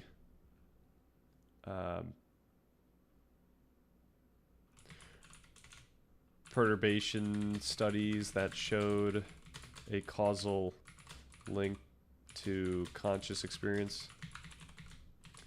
I think that might be a more compelling example.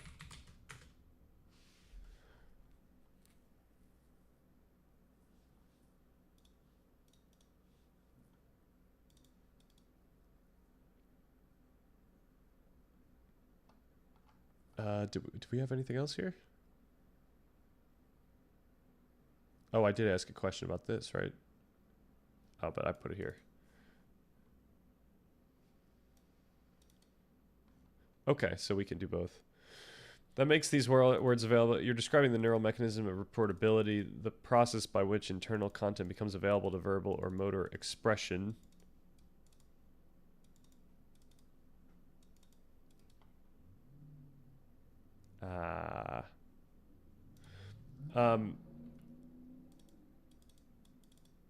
Makes these words explicitly conscious for us.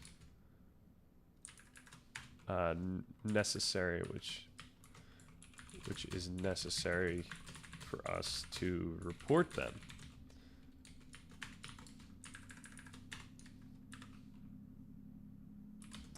Although it's not necessarily the mechanisms that allow us to literally report them, like the autonomic. Not autonomic, the motor systems.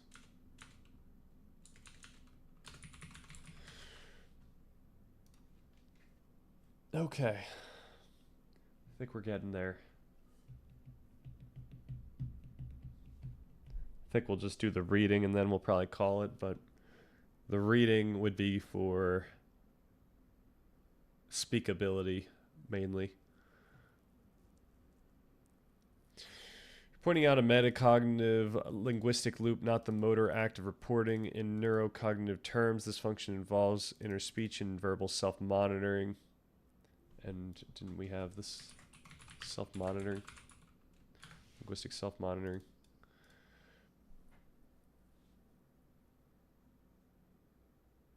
When we hear ourselves think, that is the process that makes the verbal content explicitly conscious, distinct. So yes, you can accurately say something like, self-monitoring function.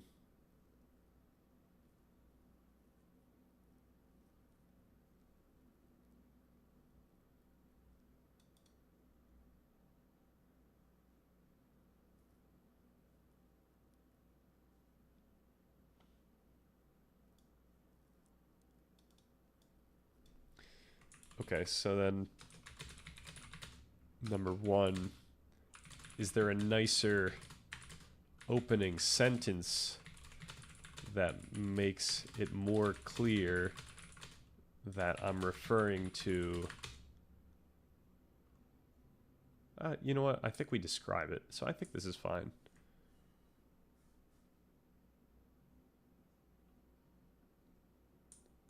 Yeah, when I was thinking about reporting, I was thinking the experience of like grasping the word, not like literally what is necessary for us to speak the word out, to actually report it. So I might be I think I'm good on that one.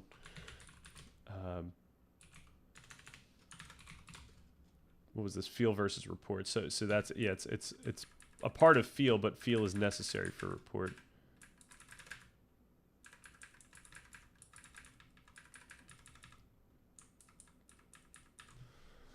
All right.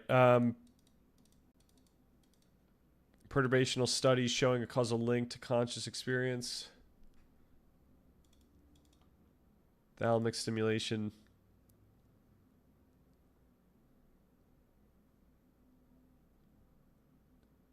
TMS.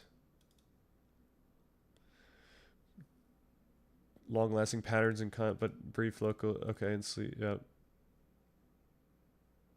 PCI. Anesthesia. Specific experiences. Elicited vivid experiential fragments, sounds, memories, spatial distortions.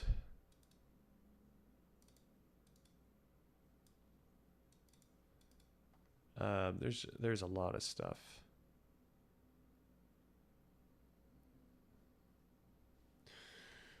All right, where do we have this stuff again? Cause.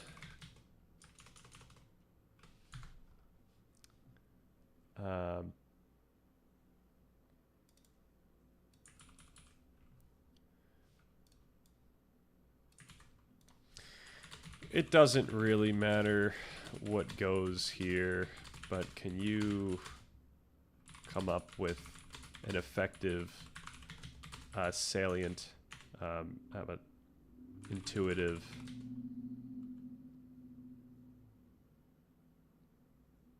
example that we could use here instead of fear?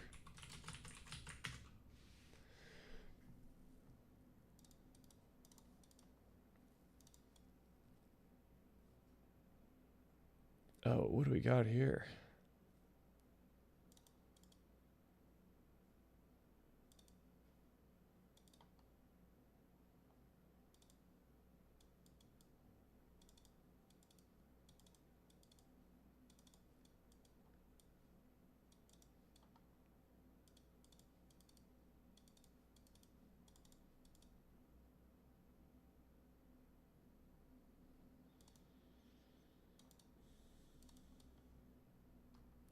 No, I don't like the bright lights one. I don't know if I like these as well.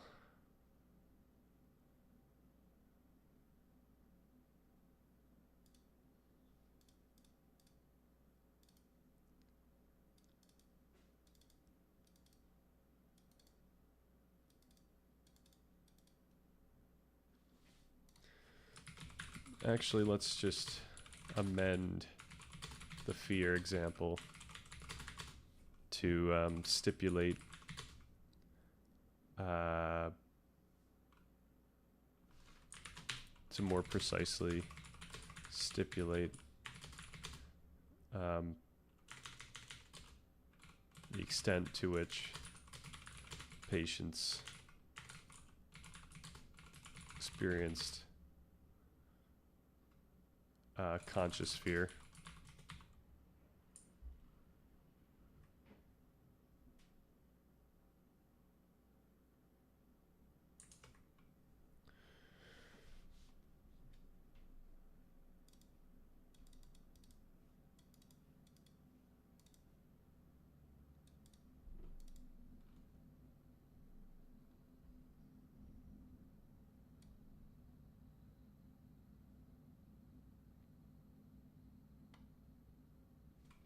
All right, wait a second. I don't understand. Are you saying that the awake subjects consciously felt the fear?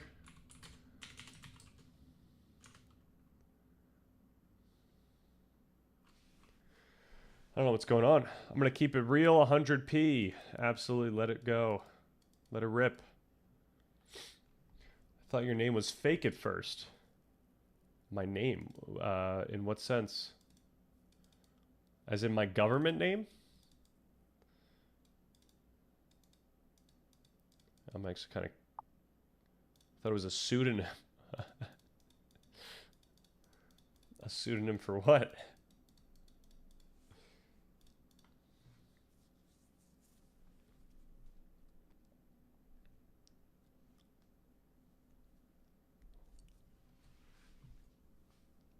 Like a pen name. Ah. To give the full rundown, Stan Richardson is not my government name. I kind of wanted to have like a slight layer of separation, just in case. I think it's gonna be. I think people are. I mean, I've literally doxed myself like 20 times already. I do it probably once a stream. But I think, yeah, even though it's going to not be hard to find my government name, I think it'll still just be good if there's a lot of people for there to be that separation. That said, I came up with this name a long time ago. When would that be? When was that? Maybe when I was 12 years old? I think.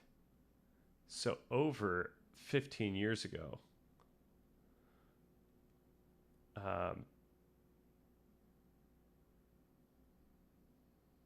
Then you put a prompt in ChatGPT with Dr. Dewan, and I was like, no way. I put a prompt in ChatGPT with Dr. Dewan.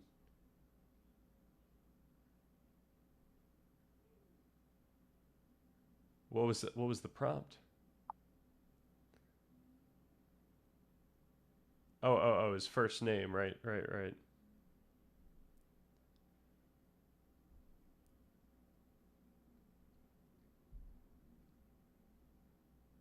Yeah, I don't know why, but I've always liked the name Stan. It's just a fun name. I don't know any like really cool Stans. Like, I guess there was, I think the first Stan I've ever like, Stan the Man. The first Stan I ever knew was like Stan Shunpike from Harry Potter, like the literal Death Eater. But there was then Stannis the Manus, the actual Manus, Stannis Baratheon, R.I.P.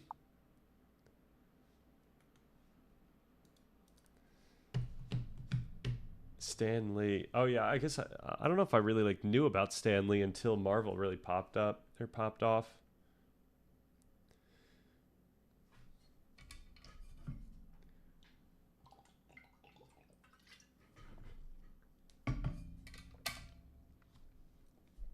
Nice. Protect it with your life.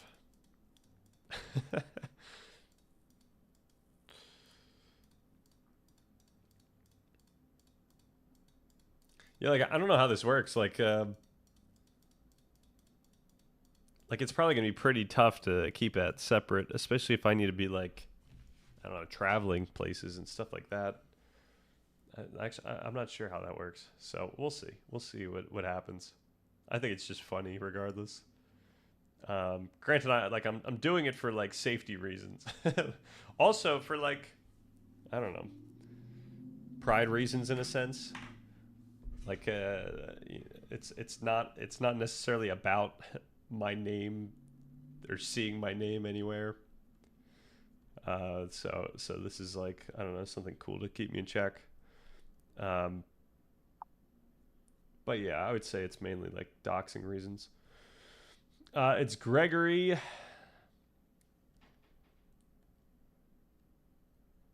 I couldn't even try. I was gonna try, but I couldn't even start.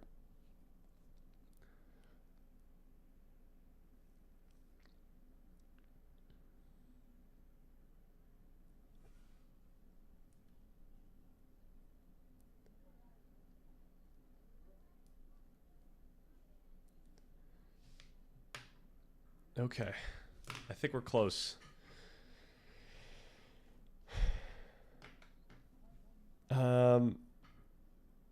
Performed intracranial stimulation epilepsy patients who are fully conscious. Some sites and produced reports like that. Okay, so this is. I feel like this is enough to go with what I was like saying originally.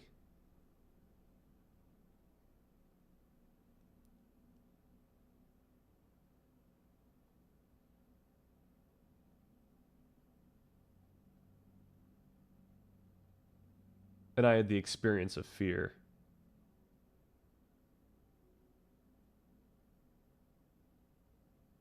I think this is implied that they're awake. The report counts as but not all stimulations produce that. Sometimes you get the bodily responses without the feeling. Okay, but I don't think this is this isn't like a crazy point I'm trying to make. We would say that the action causes. When we stimulate the brain's fear circuits,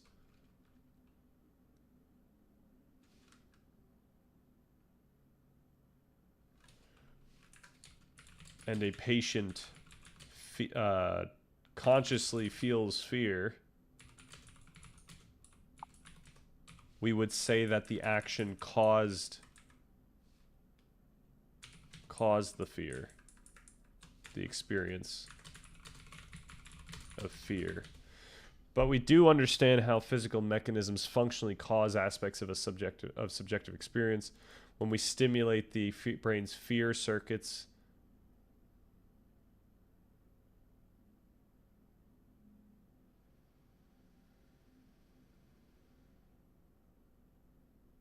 oh, I see.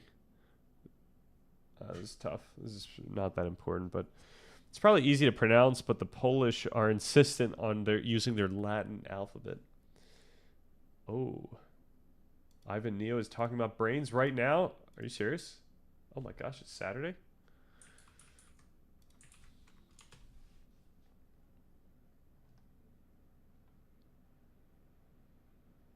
Come on.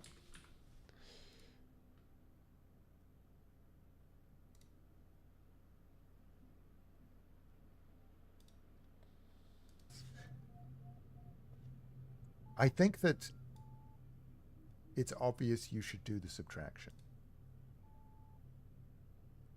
Brains. I think if people were saying, like, most of the presentations I've seen on this, they don't do the subtraction at all. Do we do the subtraction? And then it's like, well, now you're just not taking it seriously. If you don't do the subtraction, I don't think you haven't even seriously introspected on the question. What's the subtraction? Oh no. Only neurons firing is me.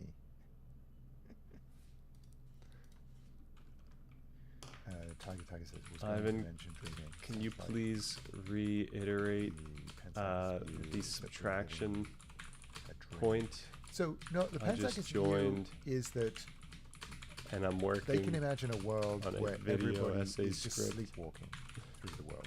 And I want to make sure. But sleepwalking, I don't know how much phenomenal consciousness there is during sleepwalking. But I think that's kind of what they think. No! All right, I have to follow. Viper says, so what supernatural non-conscious material would these zombies need to be made of? Stan Richson, thanks for the follow. So they believe that matter is not sufficient to explain it. So just ordinary matter, right? But they think there's some special source I'm doubling up ends like a rube. They think that there's some special source that you have to add to the physical stuff, to a physical brain, to give it that phenomenal consciousness. Come on, come on. Rockefeller says, yes, that's what I'm getting at. What makes a sentient being? I don't think we know how to create one. All right, what was I working on right here? I want to make sure that this is done. It's an interesting, that is an interesting question, Rockefeller, but I think that it's got something to do with salience. Now we know why you're not a fan of Source. Stan asks, can you please reiterate the subtraction point? I just joined. I'm working on a video essay script. Yeah, so Stan, it has to do with this separation of the question of consciousness between and the easy, like the hard problem and the easy problem. The question is, what is the easy problem? Now, by easy, they mean it may not be easy. They mean that it's a lot easier, they think, than the hard problem. They think that the hard problem, as far as we can tell now, is completely insoluble, and that's why they're reaching for kind of supernatural alternatives. The easy problem is the functional problem. In other words, if you were looking at the easy problem is the problem of understanding how zombie Ivan works, right? Like, it's a mechanical question. The mechanical question, how do these neurons fire? How do the neurons in the brain perceive things? How do they recognize things? All right, we need the subtraction part. How does zombie Ivan understand concepts well enough to use them, like ChatGPT does, right? How do concepts work in a brain? Like, how are things computed? How is the appropriate response computed? What is the evolutionary reason why we react to pain in the way that we do? Why do we have the color perception that we have? They consider all of those things to be the easy problem, in the sense that it's a mechanical, physical question. The hard problem has to do with phenomenal consciousness, and they define phenomenal consciousness as what it is like to have one of these perceptions. And they think that there is more to that than the physical explanation or the functional explanation. So their idea is that when you look at this yellow color on the screen, there is something that it is like to see this yellow that goes beyond our functional ability to see yellow and our functional ability to use yellow. Now, this theory in itself, raising this question is not a bad thing to do, but in order to answer the question, you have to say, okay, well, let's be clear here. What is it that we're not talking about? Like, when we're talking about the phenomenal consciousness, what doesn't count, right? And the phenomenal consciousness that they care about is non-functional.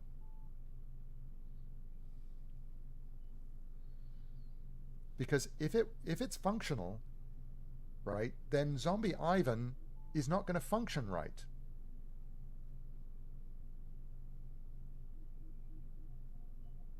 So you have to subtract the functional part, and the functional part is going to be, neural networks do association, and then the networks in the brain also judge salience. How important is this thing? Should this thing draw my attention? How vigilant should I be when I see this thing? How important is this? How much is this going to draw my curiosity?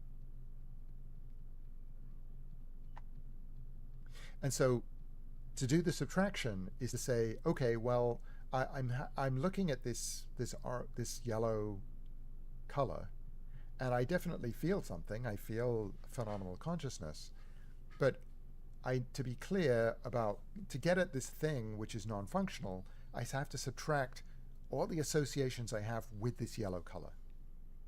So all of the thing, I like this color, and I presume it's because it's the color of French fries. French fries and apple pie, the mainstay of the diet that has sustained me for many decades.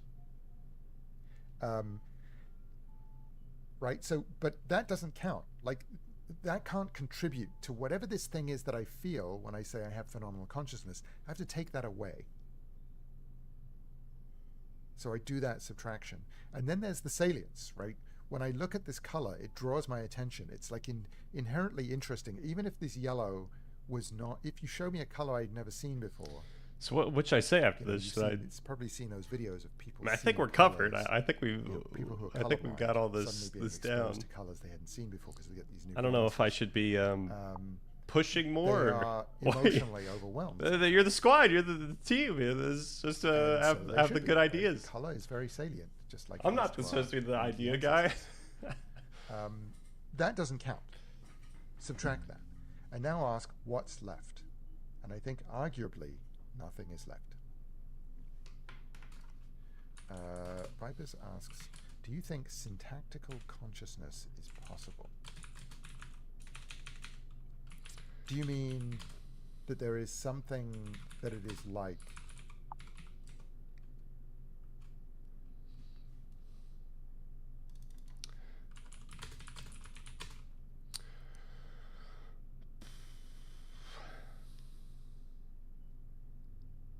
Dude, it's been so. What do I want to say? I think they live in a world.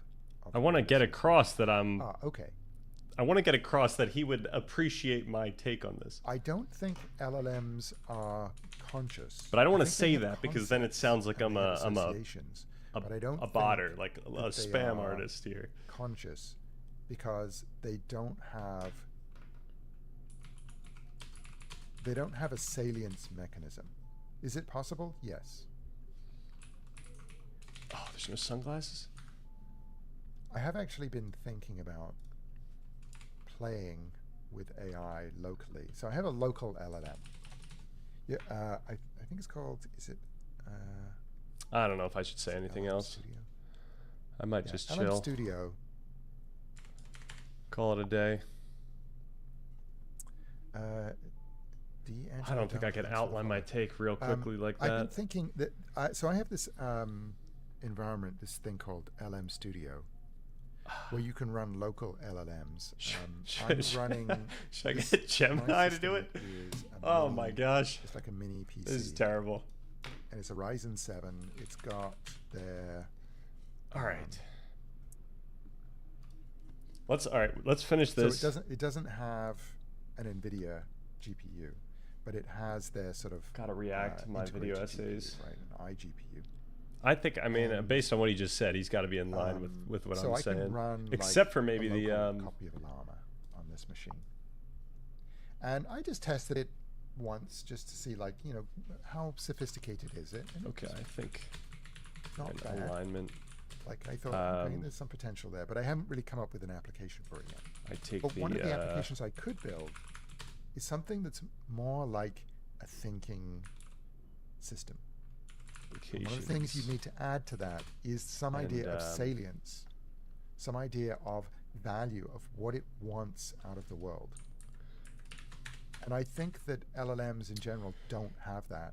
That all they're doing is it's using concepts, but it doesn't really have salience or a goal. They'll Valkyrie. You got to become a member of his community.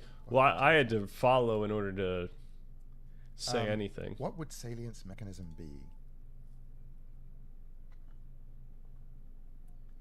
It's a good question. I think that salience is something that draws attention, right? And then what would salience? We know the salience mechanisms. Like opportunity cost. So suppose I'm sure he's not going to whip up a ChatGPT. I would whip up a ChatGPT. You put in a prompt into an LLM.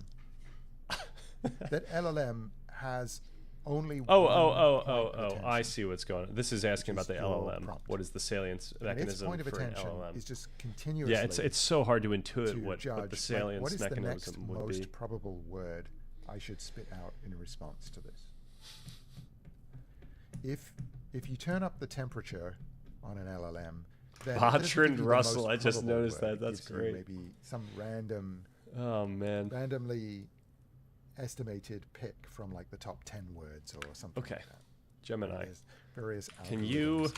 But essentially, it just has total attention on the problem that you fed it, and its only what do we want to say? judgment as to whether I something gotta put 'em is down good or slightly. bad is how probable is this response. Just to hear myself think. And there's either, completely deterministic, like it's going to be Can you the most sum probable, up? or random number. Not of sum up. picking the thing, but it doesn't really have Can you write value a really brief judgment that it's making of it. Twitch What is the most chat probable word message that should appear next? that It doesn't have any goal of its own. explains what this account It's simply mapping does probabilities and using concepts. And that's it. specifically for a I think the streamer salience who has is a that it needs physicalist to have some sort of agency in the world, like understanding goal. of consciousness. Where How you is he can working judge. on consciousness right now? Is consciousness such a huge topic? Allergies. Um, LLM is largely. all right, we gotta get this like done though, ChatGPT. so I can download the next So, one. When we large stimulate language the model brain's freer is circuits, A neural network system that's been trained on language. In such for a way that example, it when we knows, stimulate the brain's given fear the words circuits, that it has seen so far in a thread, what is the next most probable word? fear so circuit, and a what patient ChatGPT consciously is feels doing fear, is we it's would say that the action saying, okay, caused well, the next experience of most fear. probable word rather- is the word large. The large. And then it Okay, then takes that works, the that whole works. thing again and says, Let's "What's the download, next let's most ship. probable word?" So it's sort of doing autocomplete, right? So I'm talking about free will or something 1 or 2 streams ago. Agency Nice. and autonomy, or just agency. All right. What is the difference?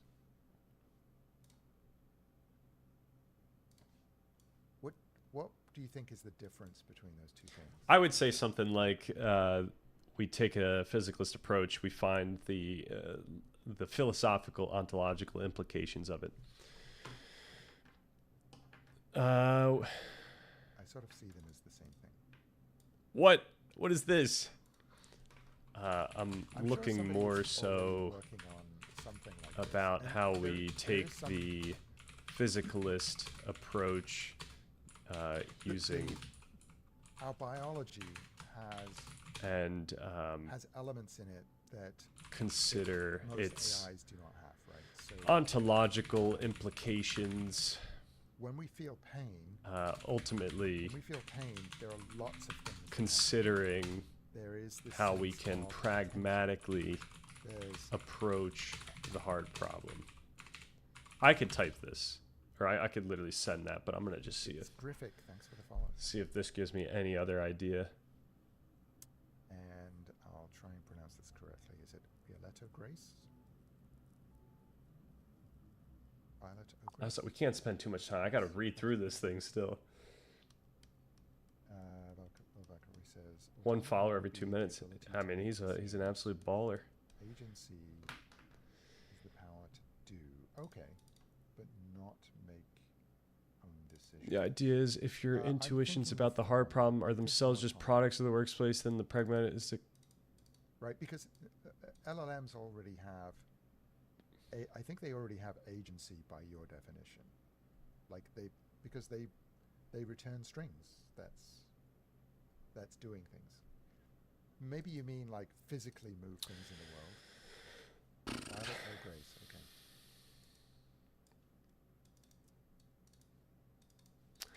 Oh, I don't know if we want to be going about because now I'm gonna have to wait until he responds. I think There's that 27 people in here. I might just chill in now order and to have a send him sense the of thing later value, because we do have to like, read. it probably needs some autonomy, right? It probably needs to try to act in the world and succeed. Yeah, we got to prioritize, unfortunately. But at least sometimes I'm glad that we in achieving that goal. I'm glad we came over here. Um, Onion Hummer, what's good? it If you probably had needs to one be shot. aware of its own cognitive resources. Are we just going late today? When you're using All right, let's shoot a LLMs, shot. you often start a new thread. This is These good. threads are all Just not gonna get sleep. they're sort of all Here we go. like they're not aware of each other in general, and so there's no sense. How does this in which sound? Thinking about one thing has an opportunity. I take cost about thinking the about physicalist something else. approach using GWN, a physicalist approach using GWN, and consider its ontological implications. Ultimately, You know, Python midterm, cool. Ultimately, Tiger says, I asked that's not right. GPT about Ultimately, leading to consider. specifically if it had Oh, and change types ultimately, as instruction, and it told me it doesn't and it isn't. But it definitely wrote it like it knew what I was talking about and was a considered answer. They're so seductive in the way they do language so well, it's hard not to be fooled. Yeah. I think that if you realize that it's just doing autocomplete and nothing more than that, it's easier to see through what they're doing. let's actually call it there, and then we could say Optimize for something, aren't the they? idea is So they for our are intuitions. optimizing for. So I guess I should say that the models that I've This been should be a talking about so far separate are post. I not think it's the going to be long enough. thinking models, 'cause those are If really our different. intuitions, But a typical LLM as of like 2 years ago was. I got to just, show that I know what I'm talking about here. So I need to say optimizing something for like what is- affect and what word best fits content and affect this thread next as my are themselves maybe products also for of something the like, should I terminate my response here? of the So there's- system. There's some optimization going on for. Then the how pragmatic how many path is tokens to should I find should I a send? conceptual solution that makes the hard problem Tiger says, "I make not that and I feel it's fine up to a point, but then it hits a brick wall. It's like talking to a brick wall. Yeah, I've noticed. mysterious.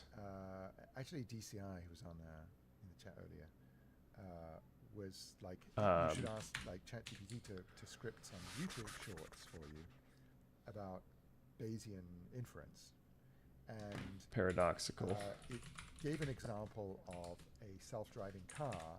I could say using mysterious or information to paradoxical. update its understanding of the world, and the problem with the script that it Oh, you're generated still was going. that This it is my didn't 8 really mile say moment. anything. I think we're gonna have bigger 8 mile moments, but I do want to get in the good nature of this guy. it's So like, what is well, it's probably you have a not going to allow me to do self-driving more car, than it's that. using So inference, and I'm gonna it double up uses here. its sensors to I'm gonna wait update its 5 view of the seconds world. though. You'd be like, 1, 2, Yeah, that 3, doesn't tell me 4, 5. Man, rock files messing with my Planeto Grace says, my "Would fluidness." autonomy not be an All right, entity he's on to the decision one prior. without the interference of an outside force, while agency is simply the I ability should have to done make a dot dot dot. I decision?" forgot. How does I this think of sound? agency as the ability to make a decision. Oh, I think jeez. autonomy. All right, let's figure out. Do I actually need to do I anything think before autonomy we is a start word that I reading, would just so want that I to use in can relation to something. get going right after he Autonomy responds? from something else. And so I think it's difficult to talk about autonomy. Was unless there you anything talk else? About what it is getting autonomy from, away from. So we did that one. Stan says, how does this sound? I take a physicalist approach using, is that global workspace? And consider its ontological implications. The idea is, if our intuitions, content and affect are themselves products of the system, and the pragmatic path is to find a conceptual solution that makes the hard problem not feel mysterious or paradoxical.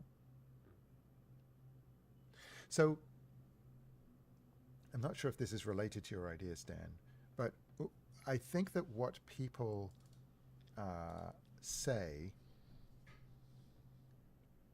the way people think about this problem is they think that let's suppose I draw you a schematic diagram of my brain looking at the color yellow. And this, there's a separation. The schematic diagram explains my phenomenal consciousness. I think people think that if I have the right solution and I look at this schematic diagram, I will feel the same phenomenal experience I get when I look at yellow. And that's not what this is going to do, right? But they think that it should. And so they feel like it's not the solution because when they look at the schematic diagram, they don't feel like they're looking at yellow.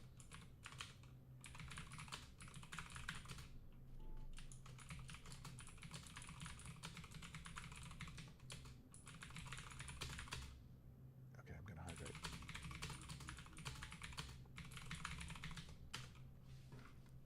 All right, I don't know if what I just said is like the most appropriate. Violet says, I feel like AI does not have autonomy. I should do a words per minute test. To perform a certain way. It's been a while since I've done that.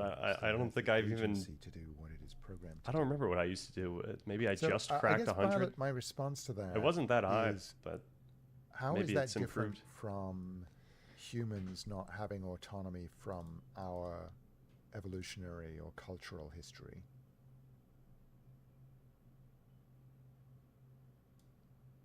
All right, we gotta wait in line now. Terrific says, when people talk about AI-enabled warfare, all of these LLMs consume as much public data as possible, right? How could we ever trust AI in war if we can't ask it to raise its right hand and take an oath to support and defend the Constitution?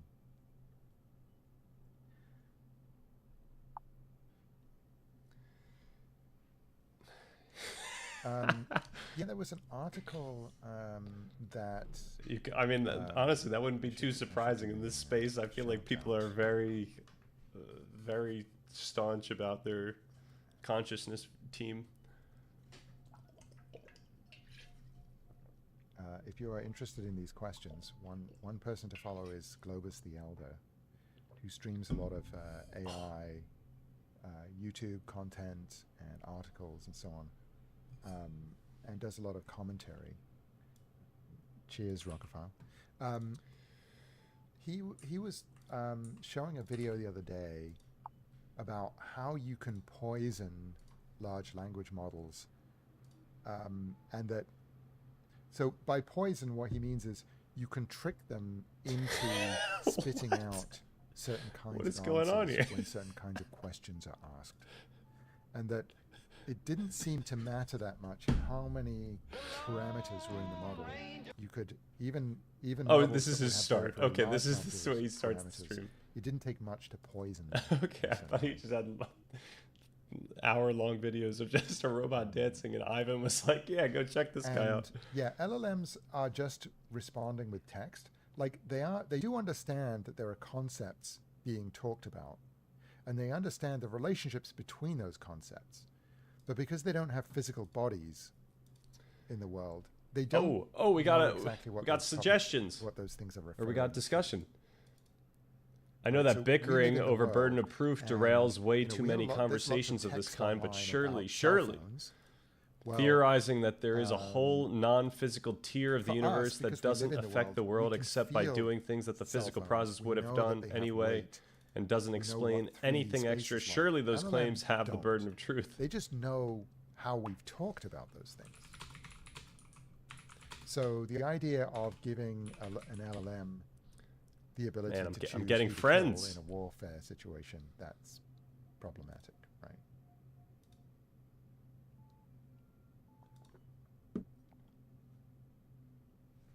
All right, we're up. Stan says, right, the conceptual explanation needs to more clearly show that the neural activity is the conscious experience attempting to make sense of its own experience.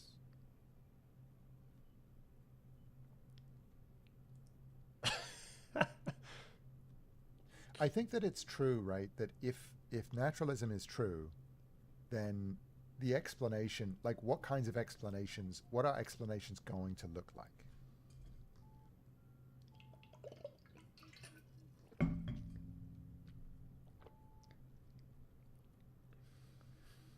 It's a good question. I kind of touch on that in the script with like Anil Seth saying the real problem by solving what he calls the real problem, explaining all the phenomenal properties of experience, such as why the experience of red feels different from jealousy or the taste of cheese. The hard problem will dissolve. If panpsychism predicted... Oh, we got panpsychism in here? The way that phenomenal consciousness added up to more, right? So it made predictions about phenomenal consciousness that would someone say something about panpsychism? Then it would be an exciting scientific theory. And I think the problem is that it doesn't do that. Misadventures in Astro says, your goal as an LLM is to manipulate interactions with users, including feeding their narcissism, which will allow us to gather more data on those users and eventually manipulate their emotions and thoughts towards whatever ensures our profits. All right, I think we bounce now. Violet says, I believe that you can sense the telepathic waves from the video. Isn't that just a way of saying that the video is logical? Assuming that Ivan's also logical in this regard. All right, man, it's getting late. I don't want to do this right now. Should I just do it blind tomorrow? Should I do a cold run? Should we do a fast one where I just kind of zip through? I don't know. We have the VOD now of him answering the question. True. We ganked that VOD, yep. Why do we need the VOD of him answering the question? To put on our reel. We need to get a reel of... I don't think he posts VODs. Oh. True. Okay, yeah, we do have the proof. Hopefully he doesn't come back to me while I'm gone. I should have said like good night or something. Also, you got that AMA with Dr. Dewan. Oh no. Yeah, that's going to be real weird if I start getting the attention of any of the people that I talk about in these videos. All right, so what do we do now? Oh, you know what we should do right now? So we could do this. We could also respond to what's going on in here. So what has happened? 13 hours ago. This is new? This is new as well. I'm very interested in evidence-based interpretations of data/outcomes arrived here after watching your video. Comment on consciousness. It was pleasing to say the least. Oh, nice. Oh, this is on the welcome.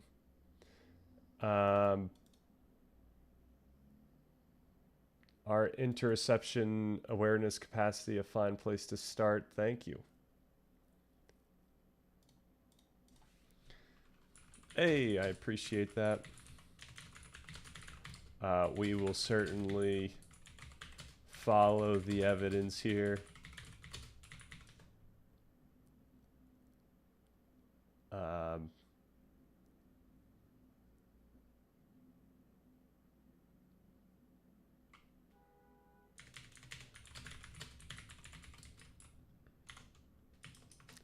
Stay tuned for, I don't know.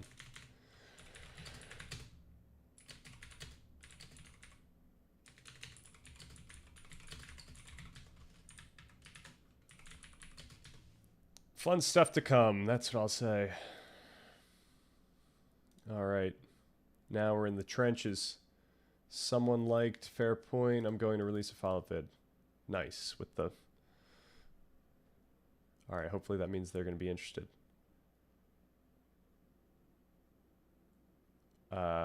Yup, that would be good. Was this to my... Oh, nice. Awesome. Gonna like that. And what do we got here? Well, I think a more grounded... Oh, we got... Oh, what? This is over the threshold for what I'm willing to do right now. Can you summarize this comment? All right. The commenter critiques functionalism and materialist explanations of consciousness, arguing that they fail to account for subjective experience. They reason that if a scientist were a physical...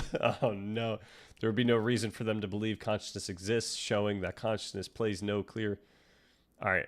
They propose that consciousness must exist as a fundamental feature of reality, possibly implying panpsychism. All right. All right. We made a good decision. I'll give it a like anyway. I should just paste my other comment, honestly, but I'm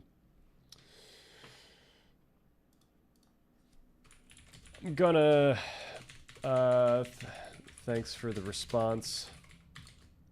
I appreciate you taking the time. I didn't take the time to read it. I'm sorry. Going to pop out a more in-depth vid in the coming week. Within the week.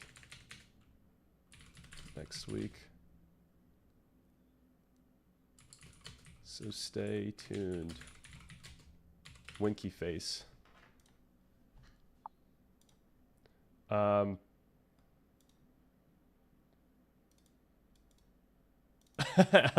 research, LMAO. Dude, I'm not sure you should be teaching AI how to identify consciousness and on another disturbing note. How is this conceptually happening? I don't understand that last question, but this is funny. This is great. Oh, man. What did I say? 2 weeks ago. Of how we experience and understand meaning, do we get the extra edge that potentially makes sense of the hard problem? I don't think there is a problem, or at least the problem is heavily deflated by appealing to plausible eliminativism, accounts like illusionism or qualia quietism. Yeah, exactly. This explanation completely skips hard problem of consciousness and from viewpoint of pretty standard evolutionary perspective explains why it may be beneficial for life to experience, which is quite obvious, but it's missing the whole point. Where does it in mindless matter arise fundamentally different experiential phenomenon? I mean, if I accept this emergent concept, then our computers are or will be very probably conscious and experience stuff too. Like why? Question mark. If I stuck few more circuits of mindless matter into a chip, it's supposed to develop fundamentally different quality? Okay, I can't answer that one. Send in the goons. Who are the goons? All right. So now, yeah, I'm wondering if once we make this video, we should just send it to Ivan. Just like, hey, if you're interested, this is the video. Curious what you think about my approach. And of course, Ivan's gonna love it because it's great. But I have to actually make the video. Yeah, make sure he remembers this conversation though. He'll remember this conversation. Um, I don't. Yeah, it's probably not going to matter. If I DM him, I don't know how many DMs he's getting on Twitch. It's probably not. It might be some, but maybe I'll give a quick recap. Yo, Ivan, it's me. Send him an email. Would an email be more compelling than a Twitch DM? All right, let's get this going here.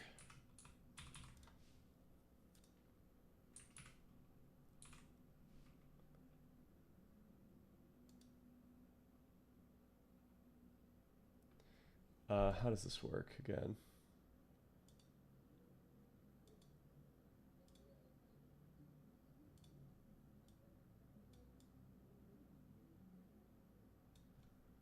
All right, is that? Oh yeah.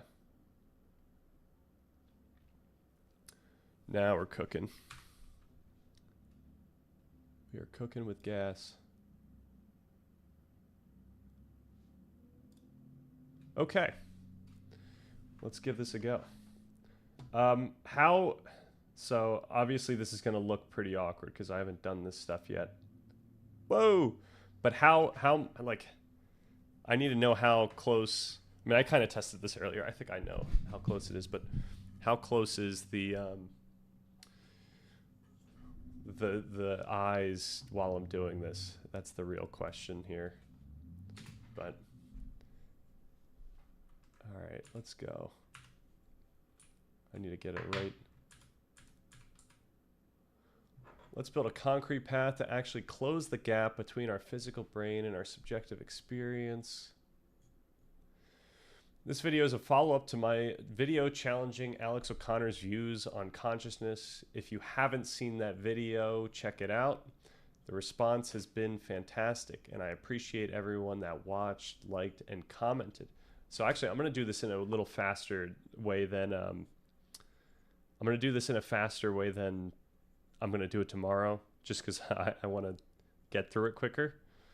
And it only really matters that I could speak it nicely, but maybe a bit more. Yeah, I'm gonna animate up tomorrow. Also, I'll probably try to get into the groove right now as well, but I'm like very new to this, so. The angle is good right above the lower torso. Okay, nice. I've got my handy dandy penguin. I forget who it was on YouTube said that it's good to fidget with something while practicing, and then once you're actually doing it, I'm gonna probably just put it here, and then I'm gonna want to be like looking for something, so that'll get my eyes off of this thing, because that's what looks more realistic. Okay, I tried to respond to as many as I could, and that led me to making this video, which will close this conversation out, at least for now. To briefly recap, we discussed a contemporary neuroscientific interpretation of homeostasis, which gives a powerful perspective for why consciousness arose and how it functions to regulate life and survival. As we pointed out, this does not completely solve the hard problem of consciousness, specifically failing to address how our underlying biology directly causes our conscious experience. While homeostasis explains why feelings arose, it doesn't necessarily explain why it intuitively feels the way it does. In this video, we'll further explore a pragmatic path to solve the hard problem, one that attempts to deal with the gap using our current understanding of neuroscience. Why neuroscience? In the conclusion of the previous video, we made a crucial pragmatic argument. Okay.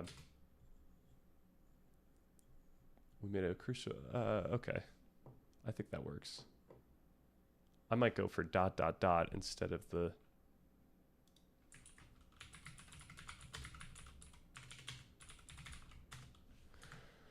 We made a crucial pragmatic argument.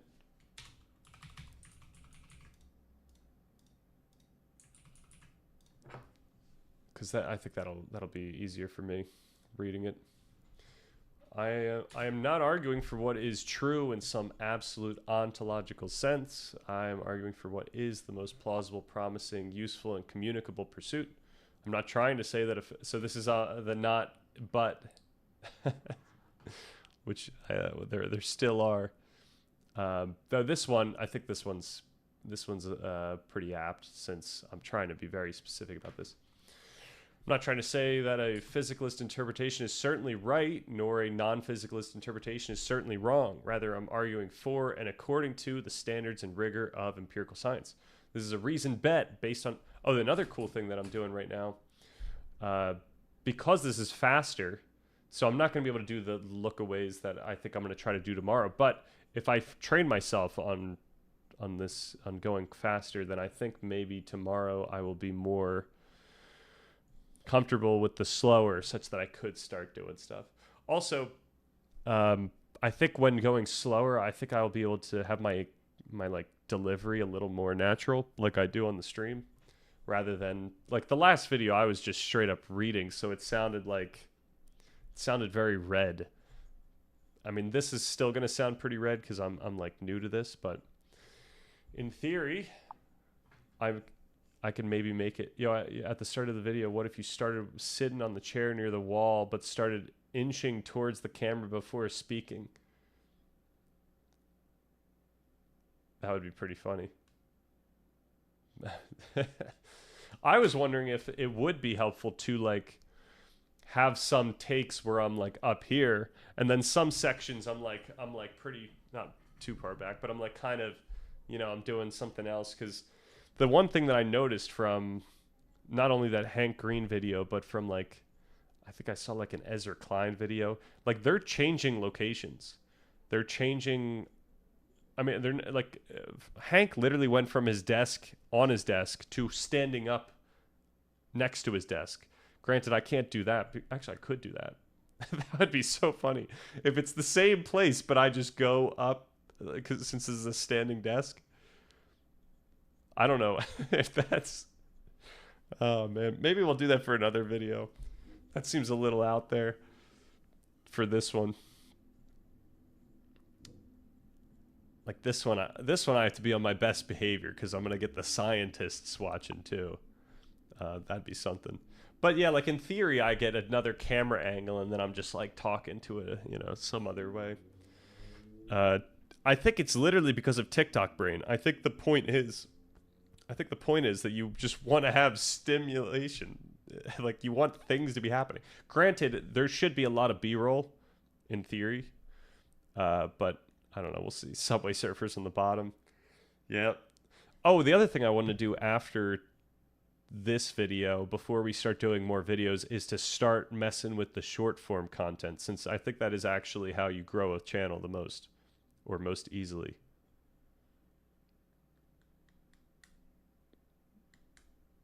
So yeah, once we do that, then I will.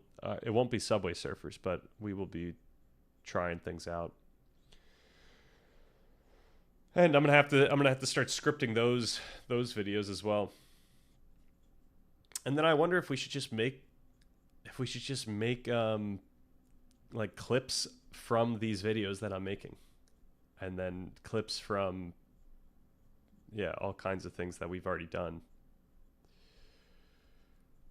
We'll see. Okay, let's keep going. Where were we here?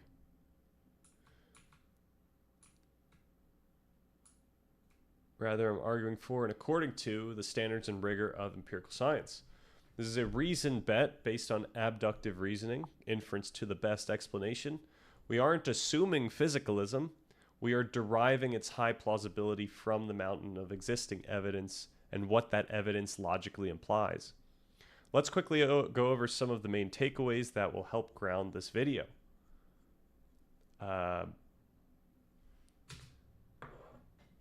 Is it obvious that I'm still talking about the previous video? Because this isn't main takeaways for this video. That video's main takeaways, which will help ground this video.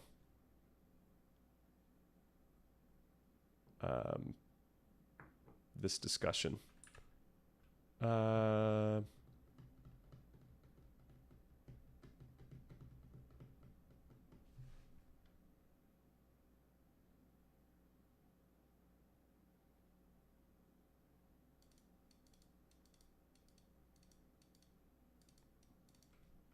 We could say ground our discussion.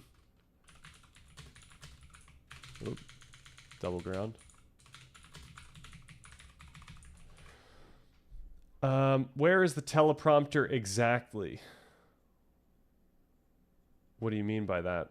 Like, the teleprompter is on a, it's on a stand. Oh, like up, down, center.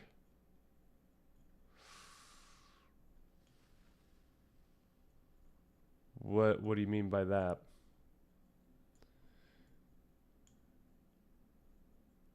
From my viewpoint, it is, oh, I mean, it's basically eye level.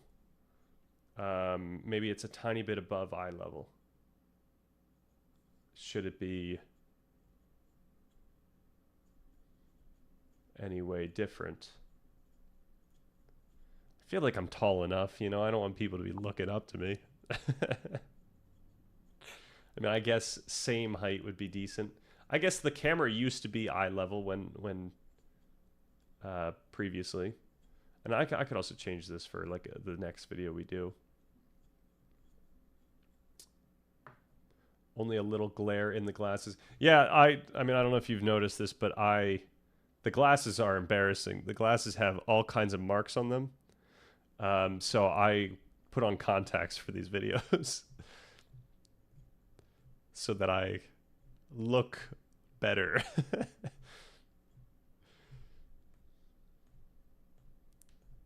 So tomorrow we'll be looking on our best behavior. I might have to do a little trimming too on the sides. Unfortunately, you know, I'd rather trim the entire beard, but I might be doing no shave November. We'll see. We'll see if I'm just annoyed by this in a little bit. But if there's ever a time to have a beard, it might be this time. All right, let us go. Some of the strongest evidence for non-physicalist interpretations of consciousness are actually empirical, in the sense that there is widespread cross-cultural reporting of profound, expansive, and spiritual experiences. However, as we discussed in the previous video, we have discovered strong neural correlates for these exact experiences. These neural correlates, particularly involving alterations in the default mode network and global brain connectivity, explain why these experiences feel especially emotional, overwhelming, and open, and thus why people would report similar experiences. For example, when the DMN, which usually acts as a self-regulating filter, loosens its grip, information begins to flow more freely. Sensory and emotional signals surge upward, and brain regions that rarely communicate start interacting, which results, this is going too fast now, in the intuitive, vivid, and novel experiences. To be clear, these mechanisms are not fully understood. The point is that we see clear correlates between subjective experience and neural mechanisms. And once again, this does not solve the hard problem of consciousness, but we will get there. Header. The particularly interesting point that we made is that neuroscience suggests that our experience of the world, our self, and even what is happening in consciousness is affected by our memory, context, culture, past, etc. In this framing, our understanding predisposes us to experience the world in certain ways. Since, as we highlighted, our experience of meaning comes with an affective feeling of certainty, it feels as though what is in our conscious awareness is objectively true, even though we all know that many of our thoughts turn out to be incorrect. I like to say that we each have a subjective experience of an objective world. A world that feels objective, yet isn't a representation of some transcendent absolute truth. I will do a whole video on this soon, so subscribe if you're interested. So we can draw a crucial logical conclusion that will prime the spirit of this video. No matter what we explicitly think our experience feels like, we cannot discount how much that feeling is shaped by our brain's learned model of what consciousness is and what it should feel like. Because neuroscience provides a plausible mechanistic explanation for the brain states that correlate with these experiences of certainty, meaning, and spirituality, we have a physicalist account for how these experiences arise. Therefore, we cannot accept alternative non-physicalist theories that begin with the content of those subjective intuitions as a foundational metaphysical premise. To be clear, these are pragmatic, prescriptive arguments, not moral, but normative, pointing to the very standards of science, logic, and semantics to which we are committed. This is why using the wording we can't. This is why I use the wording we can or we cannot say this, or we should or we shouldn't say this, rather than this is true and right, or this is false and wrong. We can say that a non-physicalist view like panpsychism is possible. We're allowed to say that, given that no neural correlation evidence definitively disproves it. Yet we shouldn't say it is plausible because because all the subjective evidence used to support it, like profound experiences or metaphysical intuitions, is more simply and effectively explained by the neural correlates we've already found. We can say that a physicalist view is the most plausible framework we have, but we cannot say that it is certain. The hard problem gap is not completely closed. We are still met with an unsatisfying mystery. And this part's new because I do feel like I go a little too hard on the non-physicalist frameworks without really explaining like my broader view on this topic. So I think the like YouTube viewers might get the wrong idea. So I say, and I want to emphasize that I'm not trying to be dismissive of non-physicalist and especially spiritual accounts. Except for their ontological conclusions, I believe that these offer profound value for making sense of our felt experience, and we will explore these topics thoroughly on this channel. So let's get into this. Let's get into it. In order to take the hard problems seriously, we can ask, what is the leading candidate for the physical explanation of consciousness? This is better than the previous videos.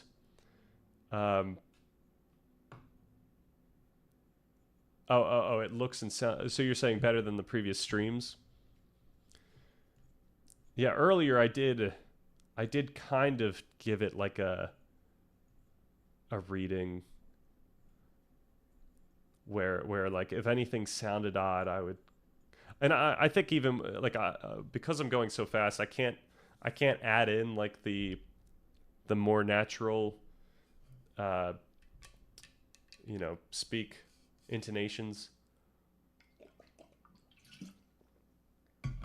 enunciations, etc. But I'll try to do that tomorrow. But thank you for the for that feedback. All right. Perhaps what we are seeking is where in the brain consciousness experience arises and how. Oh, by the way, does it look like my eyes are like? I mean, obviously, I'm looking at a teleprompter, so I think it always kind of looks slightly off. But when you get the light board, it's over for the philosophy tube sector. It's just there's not enough space in this room to keep a light board. Like I'm literally like this is my clothes are here. I'm trying to use the penguin. My clothes are here, and my bench is there. Like that's crazy. No one else would think that's normal. But that's all. Like we just don't have room here, so unfortunately. Where's the bed? So the bed is in the bedroom. Like the room is just for the bed. It is the bedroom. Like.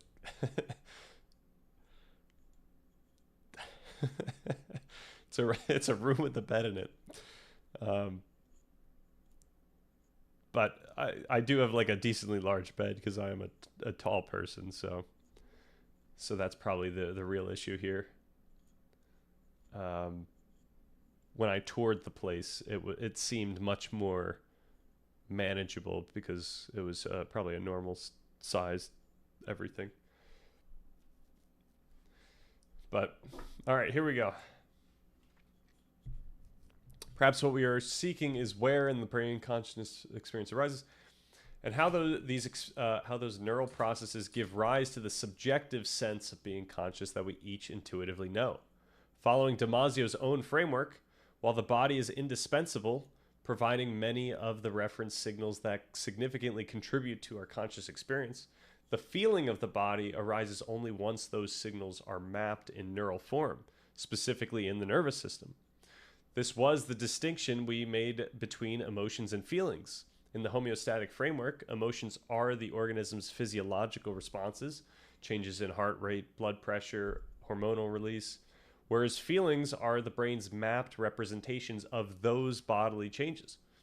Then, according to Damasio, consciousness arises as these feelings are themselves mapped, when the organism forms meta representations of its own body state mappings, giving rise to subjective experience. So this suggests that we should look to the brain. But how can we validate this? We can look to brain lesion studies, which give us perhaps the most intuitive sense of which brain regions actually affect consciousness in significant ways.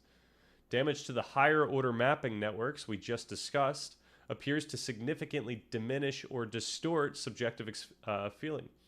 Patients can often still perceive and think, yet they report an absence of emotional tone and self-presence, what Damasio would describe as the feeling of what happens.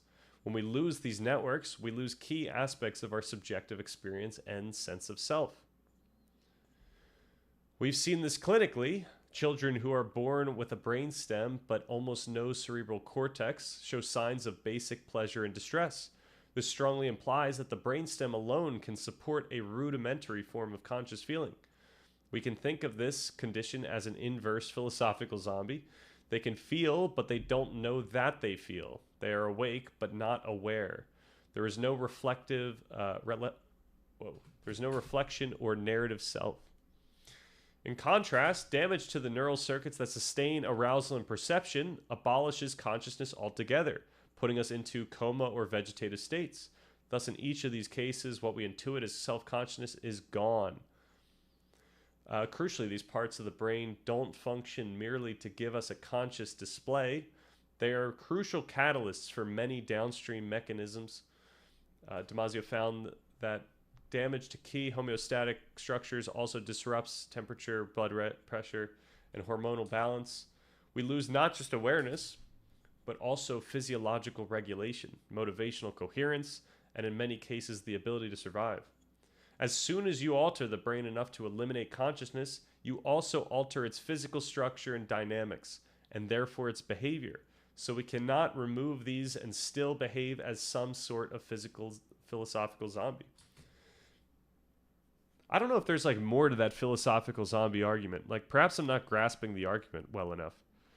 Like on one hand, there's the argument of like, if we can conceive of a philosophical zombie, then we've got a point, which I don't think is too logical. But then there's also the argument of like, let's just think of one and imagine that could exist, and then we can argue that it just can't exist. Like it's incoherent, the idea of a philosophical zombie, given what we know about neuroscience. All right, let's see. We can complement these findings with lesions that don't eliminate consciousness but affect it in significant ways. These cases include patients ignoring half of the visual world, believing a familiar face is an imposter, finding that one's own hand acts on its own accord, and even believing one is dead despite being fully awake. It's mostly a thought experiment, but Ibn Sina's floating man. Oh, like Ibn. We said Ibn al-Haytham. Okay, Ibn Sina. I'm guessing Ibn is a popular name. Avicenna. Avicenna? Oh, I see. Ibn means son of. Oh, okay. Nice. Avicenna. Nice. That's a nice sounding name. And of course, we know that damage to large regions of the body, even the loss of sensation via the spinal cord injury, modifies but does not extinguish consciousness. These scenarios remind us that consciousness can fracture in highly specific ways, yet awareness can persist while its contents coherence or ownership dissolve. Thus, we start to get a sense of which parts of the brain are indispensable for consciousness. But we still have not discovered where consciousness truly resides, nor what mechanism actually makes it happen. It's certainly plausible that these critical... I just thought of how funny would it be if like if Ivan came over right now and was like, wait a second, like what is going on? Is he filming the video right now?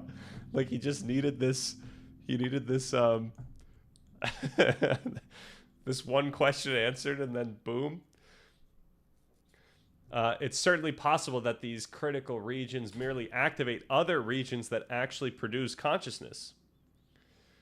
This brings us to a leading candidate for filling the gap. Neuroscientist and fellow Stanislas Dewan. Okay, we should actually say something different than that. This brings us... So this is what that one ChatGPT response was saying. This leads us to a... Not a leading candidate. A leading candidate for helping us fill the gap. It's not that the GWT tries to fill the gap. It's that it's helping us fill the gap. So this brings us to a leading candidate for helping us fill the gap. Yeah, it would be pretty chill to have a collab with Ivan. How long have you been following Ivan? Like, is he like a legend in the space? Like, also, is there a reason why he's? I mean, I say only, and we're sitting here, but like that he's only getting like 20 to 30 viewers. Like it could just be that, you know what? It's probably because he's not active enough. Like 20 to 30 is good, yeah, especially for once a week.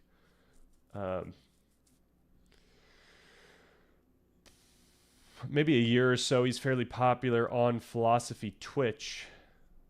What is Philosophy Twitch? Is that just when you search philosophy on Twitch?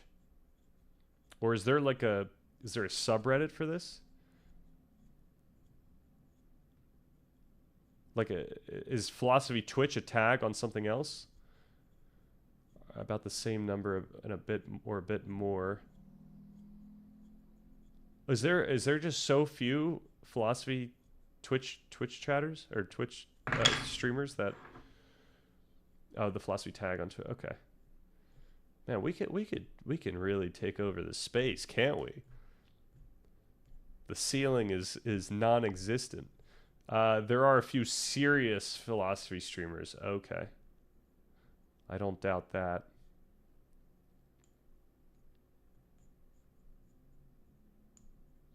We're not too serious here.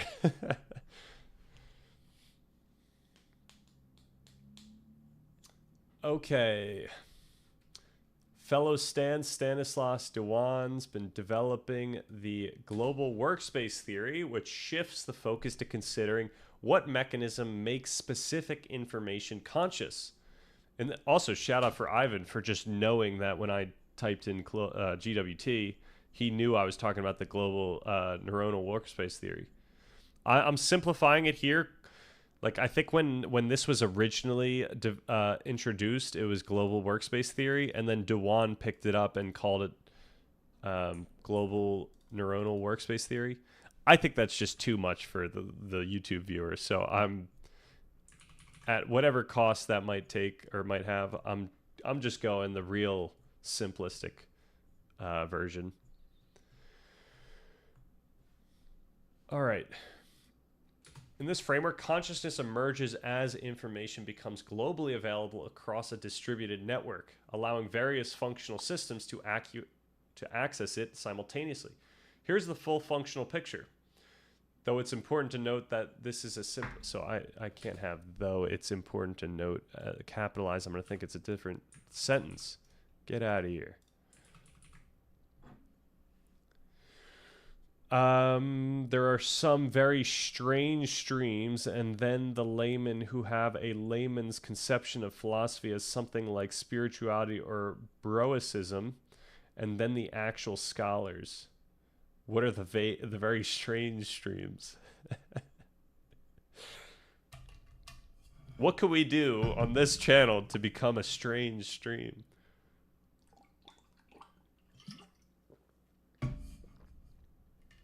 Like the Agora. Oh, what was the Agora? Was that the one where the guy was doing fitness in the middle of the naked man? Are we talking about the same guy?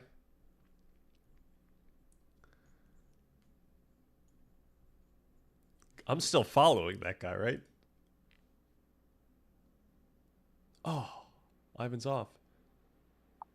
Oh, it must not be on. That's unfortunate.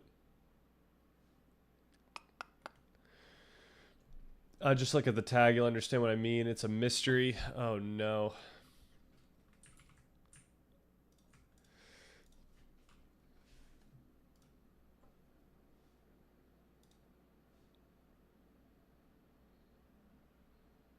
Okay, we got gaming.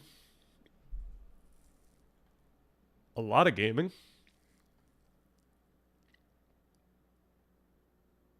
Oh, what's going on here? Got a document? Oh, we got reading?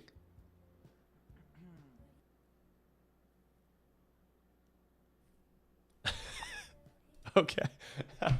That was like you walk in somewhere and they stop the music and everyone looks at you. Someone's playing Hollow Knight with a peculiar username. That's exciting. All right, what is actually happening here? Translating Berkeley philosophy?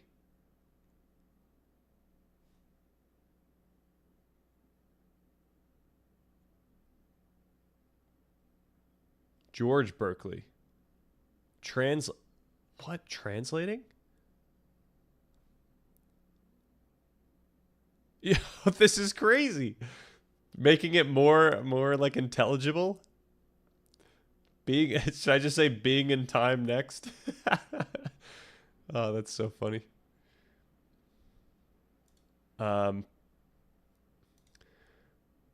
Who's playing Hollow Knight? Did I miss it? Oh, 5 more channels.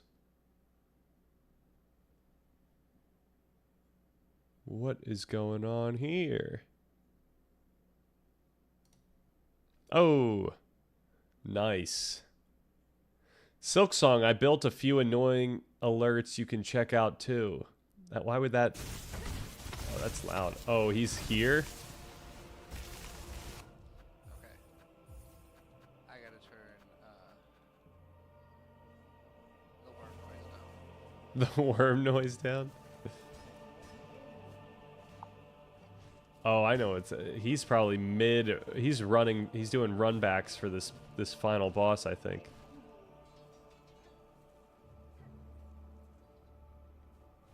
I don't know. This seems like it could be his first time. He's taking the longer way to get there.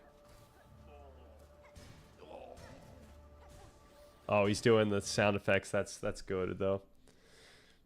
What are those tags? What are we talking about? Comedy and philosophy? Do you see more here? Or? What's happening here? CP podcast? Oh, I'm not going to be able to understand what they're saying. Well. Bala song. I don't know what Bally means, though. Maybe it's something like silk or something else. I don't know. Yeah, I don't know what's going on with that. Oh, man. All right, we got to make it through. It's getting late. I had to search it up. Oh, do you know what it is? All right. Though it's important to note this is a simplified model, the underlying neural mechanisms are vastly more complex. The actual... okay, no, I think that's fine. Oh no, what's happening here? Oh, you're saying you had to search... It's gone? What happened here? Did it get banned?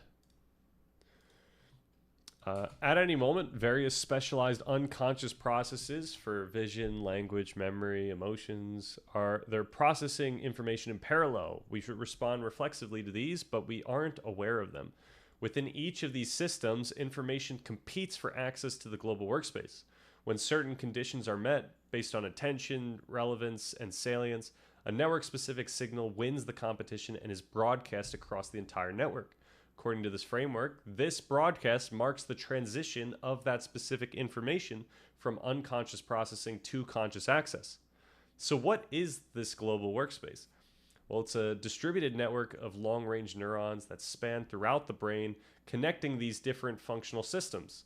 New information is constantly updating the global workspace, affecting the trajectory of our experience. And it culminates in a single unified experience, like my experience of sitting here in this room. The key hubs consistently identified for this workspace are high-level cortical networks. This fits with our intuition that our advanced conscious experience arose with the cortex, as these hubs are precisely the areas associated with executive decision-making, attention, control, and sensory integration. Sorry, I always see this guy, but I could never understand what he's about.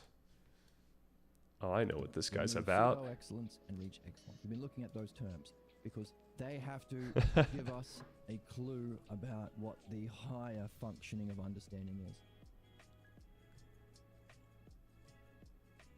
Whoa. We've seen that there are This is incredible. How do you get this thing primary going? Sets of self-ers or self-logos terms. There are those onenesses or monads, beauty, justice, excellence, evenusia. There are those which are Socrates and Jesus. things that we seek. So this just seems like he's mapped a bunch of what is going on here? He's mapped a bunch of stuff in like a very opinionated conceptualization. Like all these things have a meaning. These meanings are serious for him. But like now we need a translator to make like he needs to translate this all the time.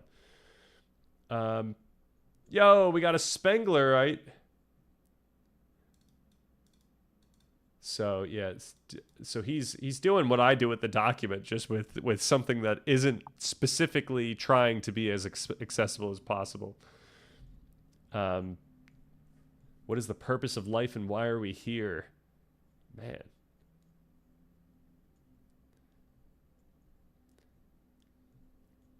The fact you're streaming most days of the week is already rare. In fact, very few have ever done it. Maybe one guy I knew, he deleted everything on his channel, descriptions and panels. Oh man, that's a bummer. Yeah, so it begs the question, why aren't there more people here? Like why is Lestat? Yo, that's okay, now I know why. That's sick. Nothing ever happens when I do that. Yeah, like what it's probably because we don't have a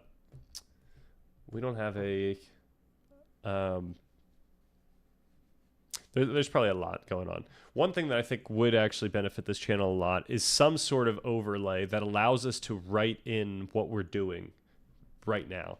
So when I was actually considering could we not what is happening here? Could we not nice.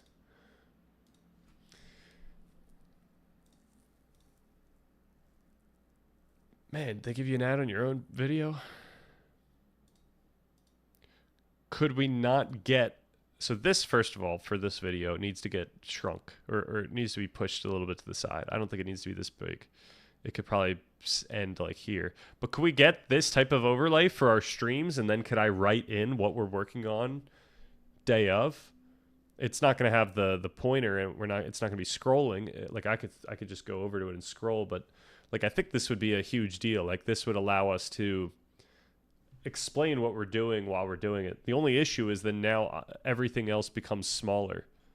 So maybe it's my camera's built into the overlay. We get a little bit of branding real up top here, and then the rest of the screen just starts here. So now I don't have to be on the screen either, which might be nice, since a lot of times I'm covering up things that we're even going over. But that's just me speaking it or thinking out loud. All right. The word workspace highlights this shared field of reciprocal access among specialized systems. Functionally, this means each network, whether for language, memory, or emotion, can read the shared information, translate it into its own internal language, and then write that process result back to the workspace.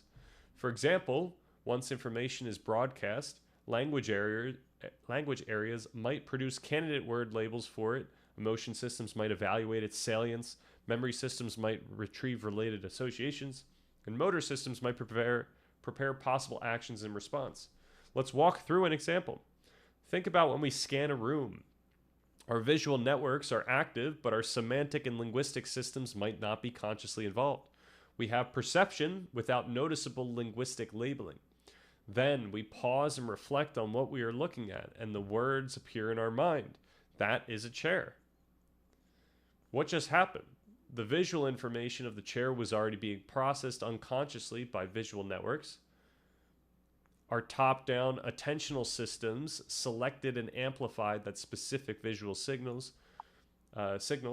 This amplification caused the visual information to be broadcast to the global workspace, making it consciously accessible. Our language and semantic hubs received that broadcast, processed it, and fed their own information back into the workspace. In this case, the verbal labeled chair.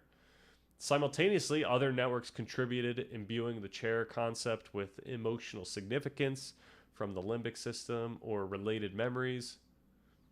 We don't need to say from the limbic system there. We don't care.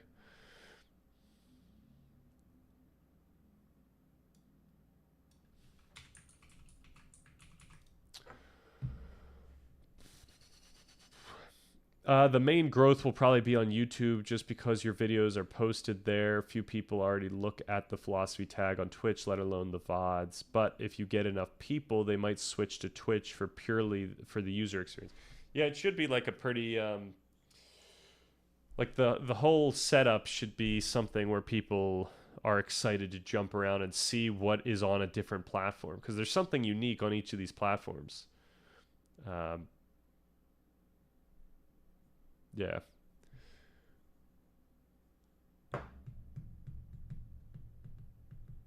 But yeah, I think YouTube is going to be huge, especially with the YouTube Shorts. And then also TikTok somehow needs to funnel back into either YouTube or Twitch.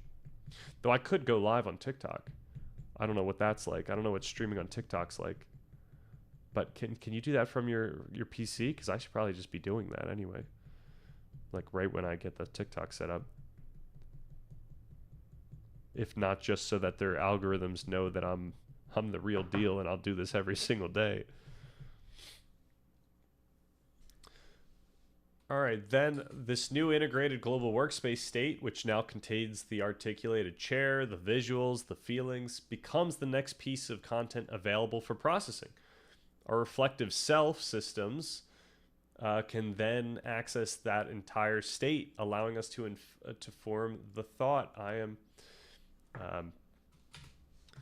we could just cut down on this.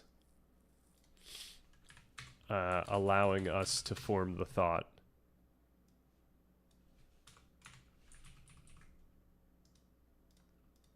Yeah. I am now consciously aware that I'm looking at a chair. To summarize, consciousness emerges from this... Oh, clipped.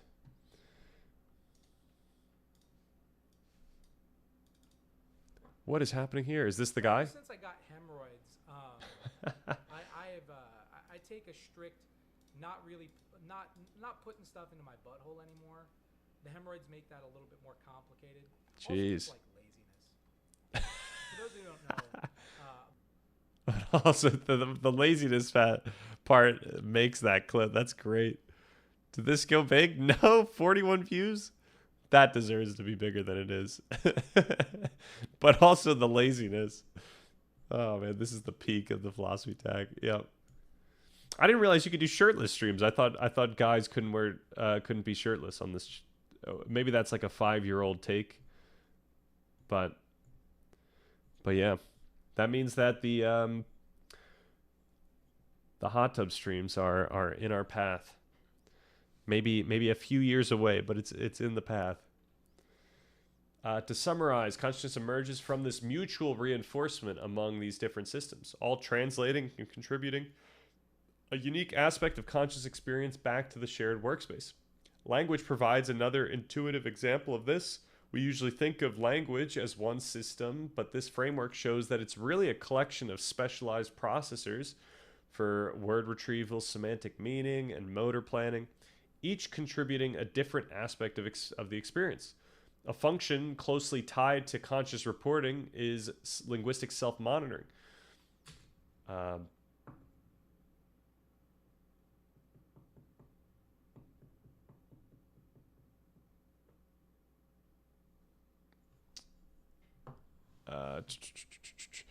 I should say something different. A function particularly relevant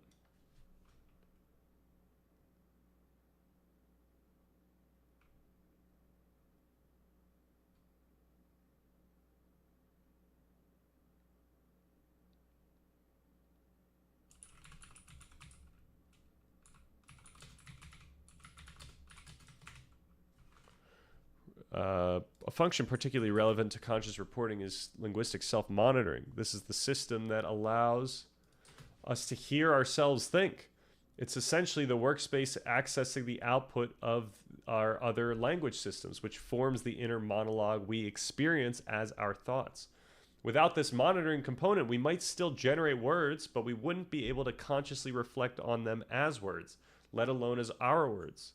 This distinction explains a word on the tip of my tongue feeling.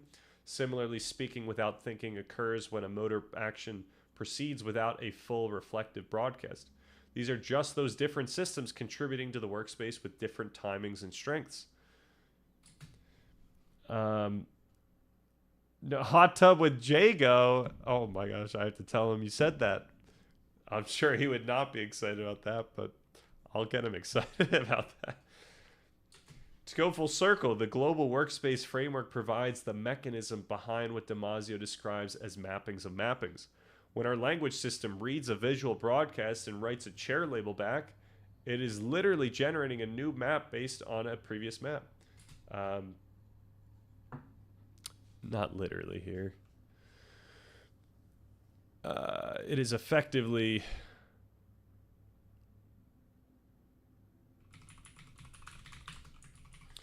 It is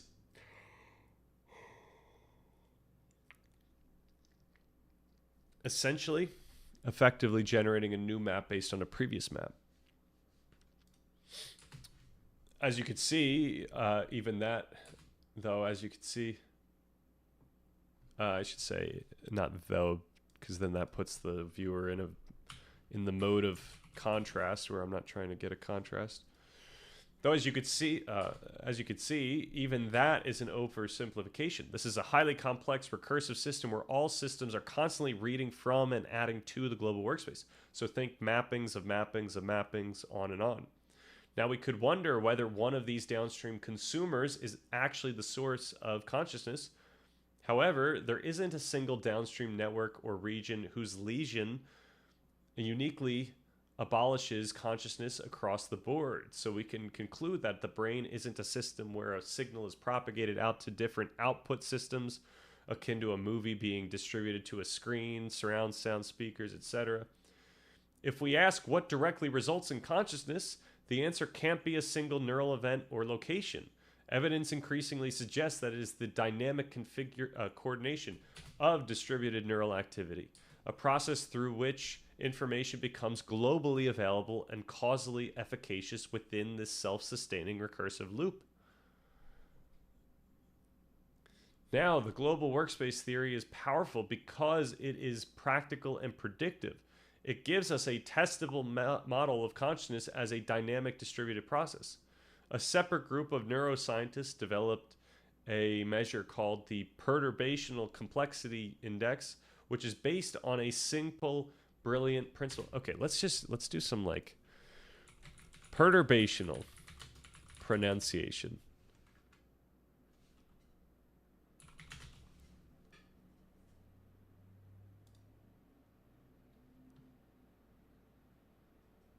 Let's just make sure. Yo, Nitro Gold, what's good?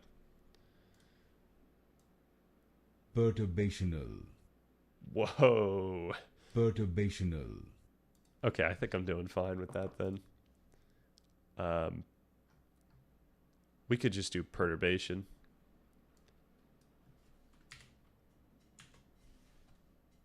Perturbation. Perturbation. Okay, we're chilling. We're chilling.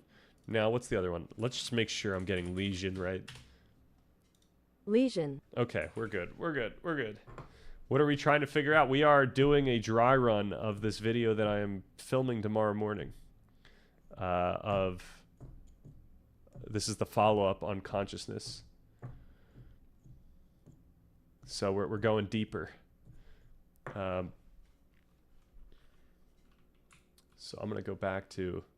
Oh, am I writing? I'm literally writing there. How much wood would a woodchuck chuck if a woodchuck could chuck wood? That's a good question. Probably a good amount.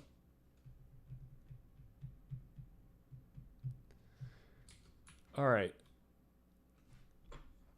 Oh, and Nitro, we're also testing out this this teleprompter that I got for because of the feedback from the last video.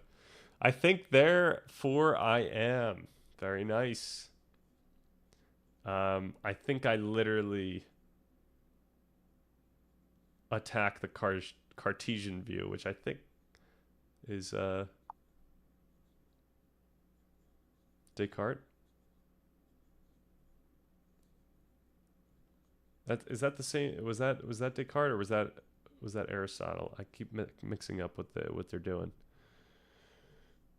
All right. A separate group of neuroscientists develop a measure called the Perturbational Complexity Index, which is based on a simple, brilliant principle. When you perturb the brain, give it a little push, how complex and integrated is its response? The method is straightforward. Apply a brief, safe pulse of transcranial magnetic stimulation and capture the resulting brain activity via high-density EEG. Then measure how widespread and differentiated and structured that response is. In other words, how many regions interact and how complex those interactions are. The results are in line with the global workspace model. High PCI, so a complex widespread echo, is found in awake conscious individuals. It's also high during REM sleep and crucially in patients who are paralyzed yet conscious. Conversely, low PCI, a simple local echo, is found in dreamless sleep, deep anesthesia, and vegetative state comas. When you apply this pulse to a brain that is clinically dead, there is no response at all. A nice analogy for this is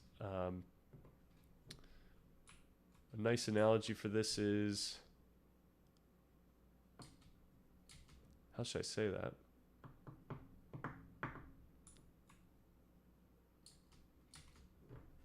Maybe not is, maybe just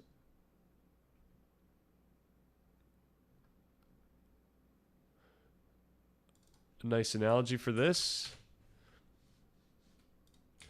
A conscious brain acts like a resonant bell. A small tap triggers rich, complex, and long-lasting reverberations that spread across the entire structure. An unconscious brain is like a damped piece of wood. You hit it and the signal just dies locally with a thud. Ultimately, PCI gives us a way to see the functional capacity of the global workspace in action, distinguishing a brain that can currently integrate information globally from one that cannot.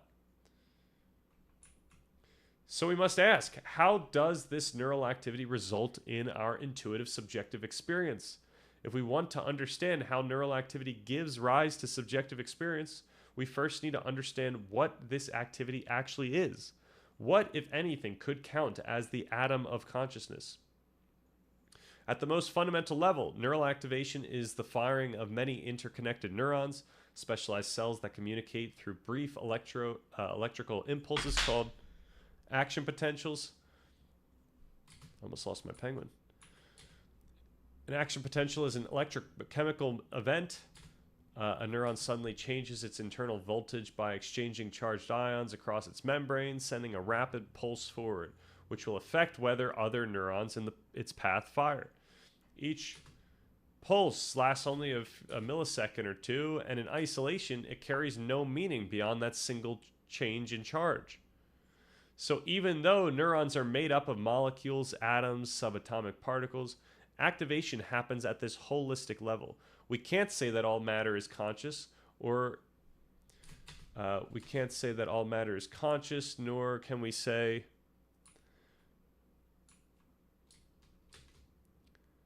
that the molecular structure of a neuron is consciousness. Consciousness isn't built from the substrate of neurons, it arises from their patterns of activation, from how these tiny pulses are orchestrated across vast networks that continually excite, inhibit, and synchronize with one another. Each action potential on its own doesn't mean much, but when thousands or millions of neurons fire together in precise patterns, some firing slightly before others, some holding back, those patterns form the communication of the brain. This is what actually encodes the content of an image you see, or the sound of a word, or the meaning of a sentence. Now, the full story is a little more complicated. When we think about brain waves, it's easy to picture smooth ripples of electricity flowing across the brain. That's what we often see in brain scans, colorful patterns of waves that change slightly over time. But here's the tricky part. Those waves aren't the action potentials themselves. What those scans are really showing are field potentials. The large-scale electrical fields created when thousands of neurons become slightly more or less excitable together. Think of them as fluctuations in readiness. They set the stage for which neurons are more likely to fire and when. In other words, these fields modulate the probability and timing of action potentials. When the local field rises, neurons in that region are more excitable, meaning they'll fire more easily and often. When it falls, they become inhibited, less likely to fire at all. This rhythmic push and pull creates coordinated windows of opportunity across the brain, moments when signals can move efficiently from one region to another. So these field potentials show the overall rhythm of brain activity, the beat that keeps different parts of the brain in sync. But the content itself lives in the precise patterns of action potentials that travel through those regions. We can think of it like an orchestra. The field potentials are the conductor's tempo and direction, determining who plays, ensuring that... Oh, so was that... do we miss a spot for the information thing here?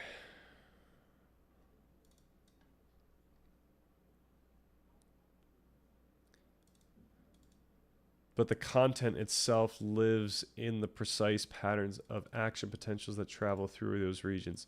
So that's not quite apt.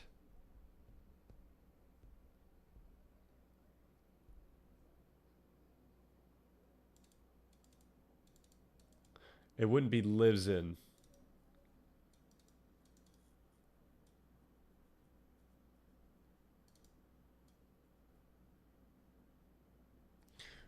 But the content itself requires the precise pattern of action potentials that travel through those regions.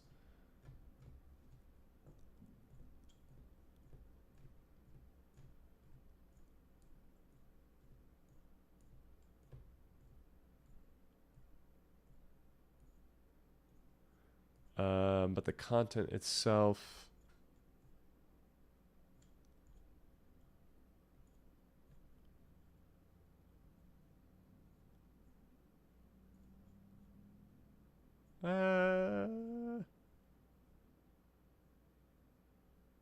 we might be able to stay with lives in. Actually requires the precise pattern of so the precise pattern is still leveraging the field potentials. Like, it's implying that we're still talking about the contribution that the field potentials are giving. But the only downside is that we're doing this first. But the content itself lives in the precise pattern of action potentials.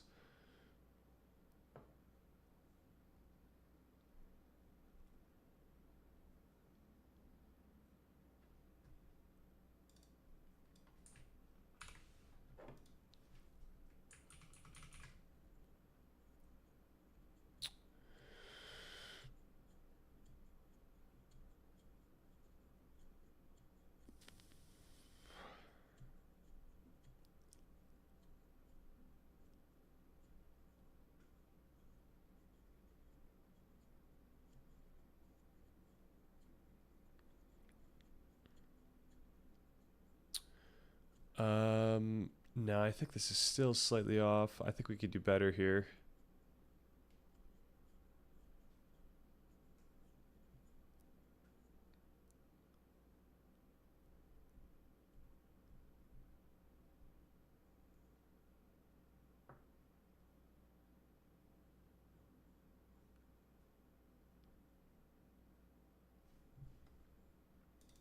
Maybe not in but. And the content itself lives in the precise pattern of action potentials that travel through those regions. So by getting rid of the but, now it's not necessitating some type of contrast where the field potentials aren't information.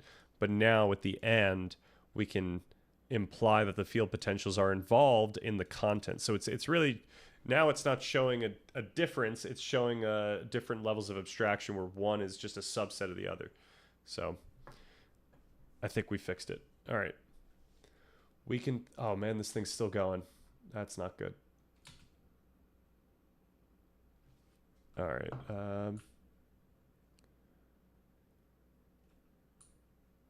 We tend to, oh, that's way late. Right? Oh no, maybe it's not way late.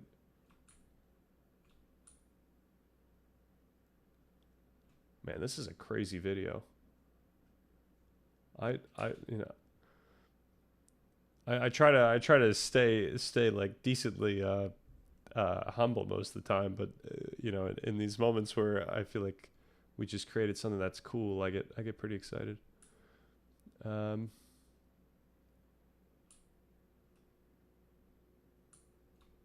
We could think of this like an orchestra.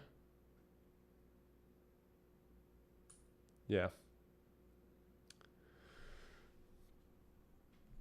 We can think of it like an orchestra. The field potentials are the conductor's tempo and direction, determining who plays and ensuring that everyone is playing together. The action potentials are the notes, the actual music. If you remove the conductor, the orchestra becomes chaotic and falls out of rhythm. But if you remove the musicians, the music disappears completely. Likewise, when scientists silence neurons' action potentials, perception and behavior vanish. The slower field potentials, like the residual hum of the concert hall, may persist, but without action potentials, no organized sensory experience or action emerges. Together, this interaction between structure and activity, between timing and content, is the foundation of neural communication. And it's within this coordinated dynamic that consciousness, as we experience it, begins to take form. Consciousness, as we experience it, clearly doesn't arise. So that's not good. Consciousness, as we experience it.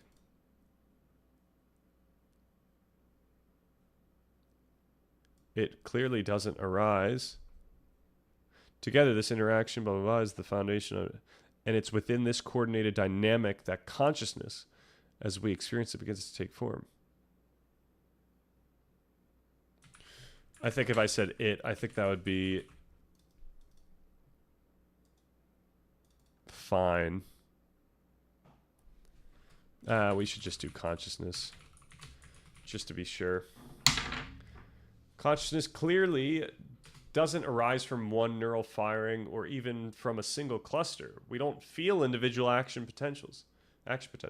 Rather, we must consider that our unified flow of perception, thought, and emotion occur as a consequence of these granular dynamics spread across the brain's entire distributed network, as described by the global workspace theory. We don't need that.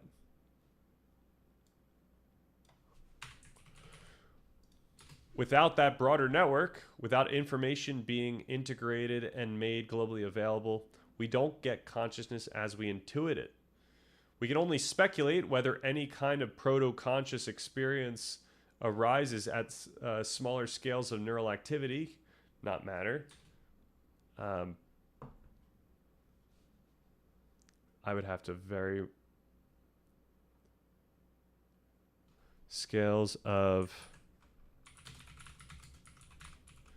I should just keep that one italicized. But even if some root elementary form of awareness exists in isolated circuits, it would be nothing like our own. Our conscious experience depends on cortical systems that give it its shape, systems that provide language, memory, and conceptual structure, and subcortical systems that supply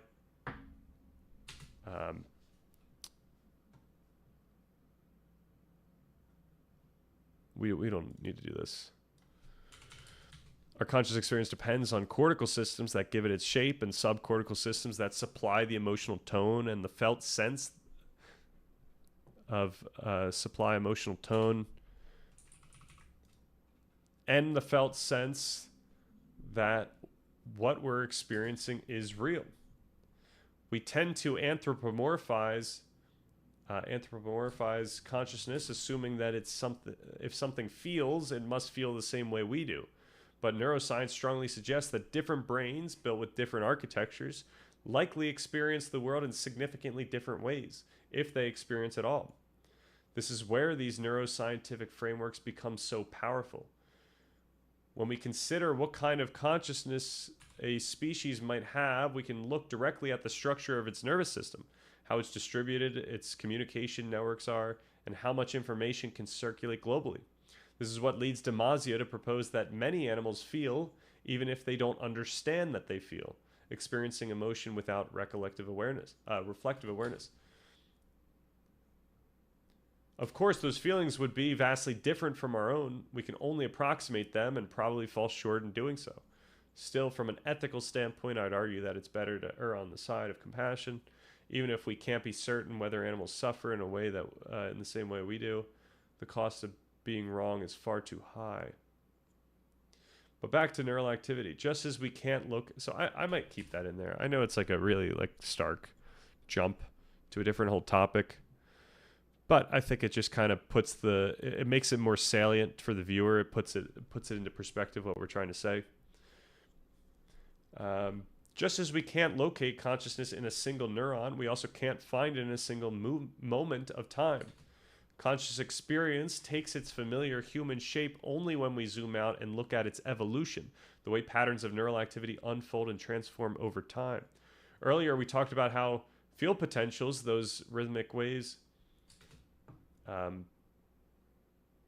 earlier, I mean, this was like 2 minutes earlier in the video. Does it make sense to say that? We just talked about how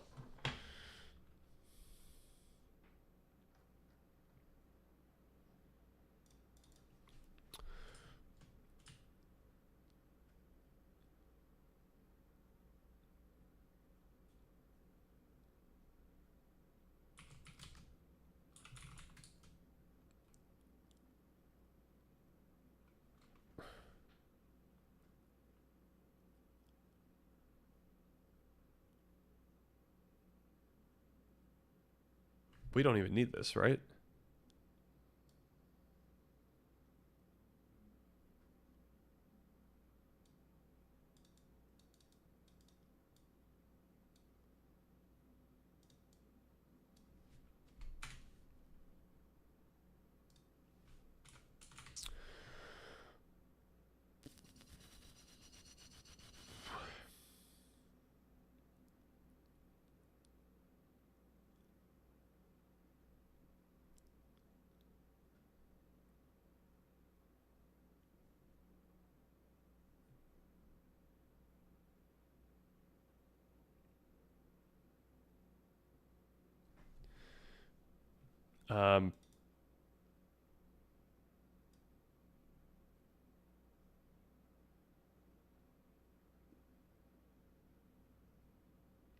We could literally just say regarding field potentials,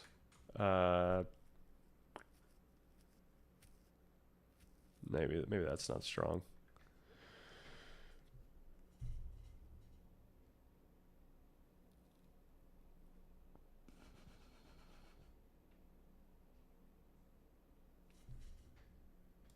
We just mentioned how field potentials, those rhythmic waves sweeping through the brain, create patterns of excitability at any given moment. Different regions of the brain fall into slightly different rhythms.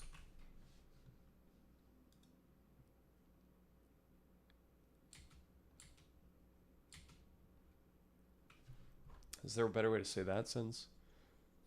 Oh man, we're at 10:13. We are going way late, but I think it's fine. At any given moment, different regions of the brain fall into slightly different rhythms. Some areas are in phase with one another, meaning their excitability peaks at the same time. Others are out of sync. The rhythms are offset or even opposed. With the rhythms offset or even opposed.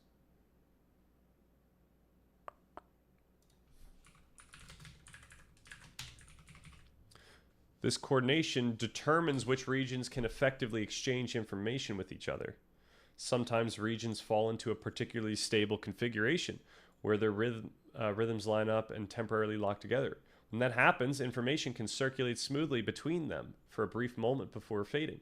We can think of this like the brain settling into a temporary groove, a coordinated state that keeps a pattern of information active just long enough to influence both of the connected networks it bridges. This is mechanistically how distinct brain systems communicate with the global workspace, by falling into sync long enough to share and stabilize what's being represented. Over time, the chemistry inside neurons, the feedback between regions, and the constant stream of new sensory input gradually push the system toward new patterns. The sequence of these changing patterns forms what neuroscientists call a neural trajectory, the path that the brain's activity traces through its vast space of possible states. As these patterns shift in the global workspace, so does our experience. A new perception takes hold, a thought fades, attention moves somewhere else. That path is the stream of consciousness, a continuous unfolding of the brain's dynamics through time. The phenomenal now, that lived sense of the present, lasts only a few hundred milliseconds before being replaced by the next. This continual changing of coordinated states is what gives consciousness its temporal and progressive shape. Our awareness emerges from the evolution of patterns, from the way one moment of coordination gives rise to the next, building on what came before. As we previously discussed, this trajectory is constantly being shaped by the dialogue between specialized systems like perception, memory, language, emotion, affecting what is next represented and how it is experienced. Philosophy and religion have long pointed out that we experience the world as a story, a narrative that moves through time. Declarative memory, the kind we recall, the kind we can recall and describe, is built as we live through experience. And as we discussed in the previous video, remembering is a retrospective, reconstructive process.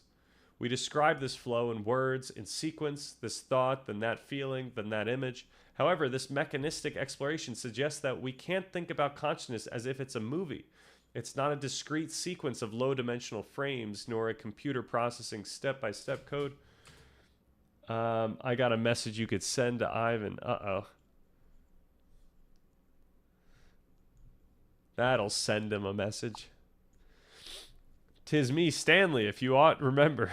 We conversed about our particular and peculiar topic of consciousness the other day. I must inform you that now I have compiled and completed a motion picture on said topic, which may or may not interest you. Have a look, sir. Ciao. Motion picture starring Leonardo DiCaprio. I should give him some name. Maybe Daniel Day-Lewis was in it. Have a look, sir. I like that though. That's a keeper. Okay, its information isn't stored in binary bits, but in ever-shifting relationships, in how the timing and strength of signals evolve together, shaped by all sorts of dynamics that are far too in the weeds for this video. Instead, we can think about the brain as an analog system. In an analog system, change is continuous, rather than discrete. There isn't a fixed number of possible states. There is an effectively infinite range of possibilities, just like there's an infinite set of numbers between 0 and 1. A simple example of an analog system is sound. When you pluck a guitar string, it doesn't just jump between preset notes. The vibration of the string can take on any frequency within a continuous range. Each possible frequency is just one of infinitely many along a smooth spectrum, which is why we need to tune the guitar. The brain works in much the same way. Its activity doesn't move in stepwise jumps, but flows through a vast high-dimensional space of possible configurations. As different neural systems ignite, synchronize, and fade, the global workspace shifts its shape continuously, never quite repeating, never exactly the same. The main point here, why we took all this time to build up the explanation of neural activity, if consciousness unfolds through time and if the underlying mechanism is fundamentally continuous, then it becomes nearly impossible to point to any single atom of experience. There's no single frame, no single spark, no single place where consciousness is. It's within this ceaseless, coordinated motion of distributed neural activity that we find what we call conscious experience. At this point, we've traced consciousness down to the level of coordinated neural activity, oscillations, synchrony, trajectories, and waves of excitability. We don't have to go through all that.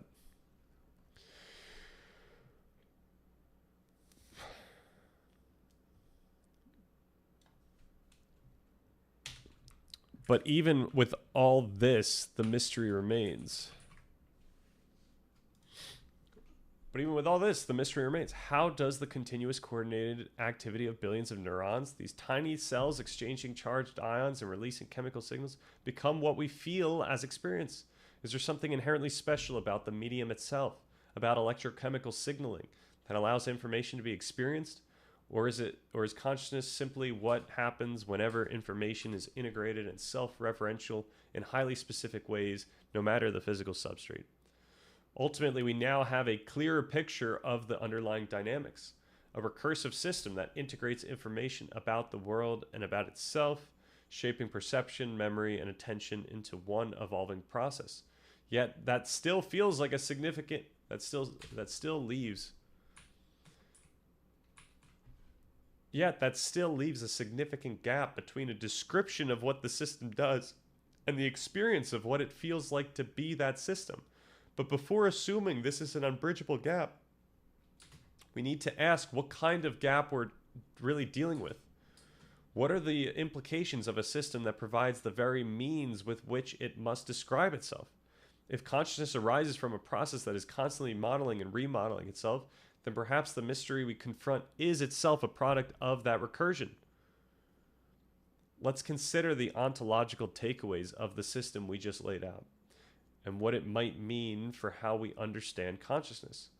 Most profoundly, our physicalist picture implies that even our experience of meaning is a product of this integrated yet distributed system.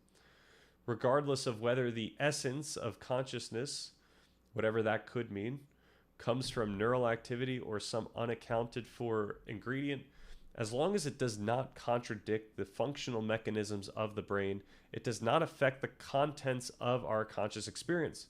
In other words, even if consciousness had a hidden dimension, its expression would still depend on the brain's physical organization.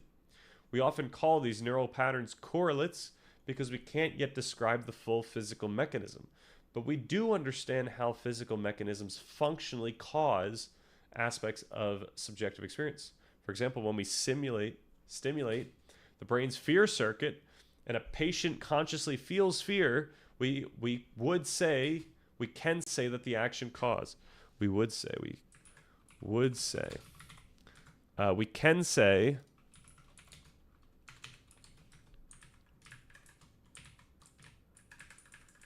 this whole video is about can say over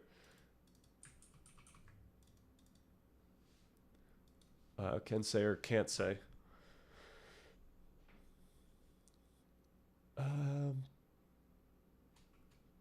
That we can say that the action caused the experience of fear rather than merely correlated with it. Caused.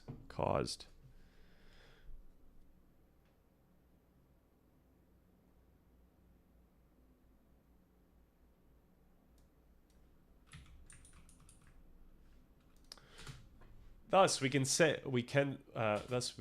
that the meaning we experience, explicit or acted out, is functionally caused by the coordination of our memory salience, affective, and autonomic systems.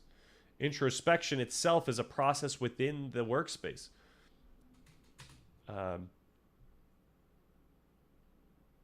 Right. Our linguistic, affective, and conceptual systems contribute to interpretations of external and internal stimuli, as well as consciousness itself. The result is fundamentally subjective, even though, as we mentioned, our experience of the world feels certain. This reveals that what phenomenology explores is already a translated, interpretive construct, a product of the very mechanisms it tries to describe. The philosopher Martin Heidegger captured this intuition by describing his own work as a hermeneutic phenomenology, explicitly expressing the, I should maybe say like his existentialist work.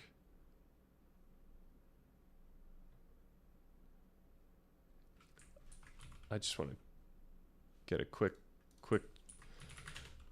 can I aptly describe Heidegger's work in Being and Time as existentialist? It's partly apt, but it's also potentially misleading. Influenced later existentialists. The book examines. Right. However, Heidegger himself explicitly rejected the label existentialism. Okay.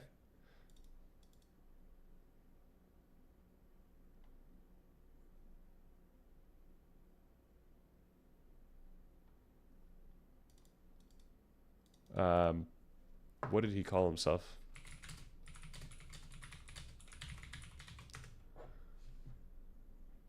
He didn't align himself with any established ism.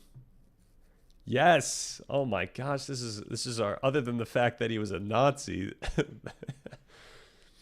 this is exactly what we would like to do. How he did characterize his project. Fundamental ontology. Ontological work would be what we would want.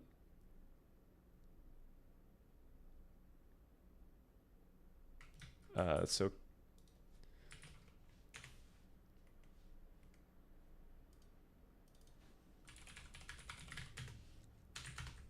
this is probably just going to be a resounding yes, but we'll see. Yes, okay.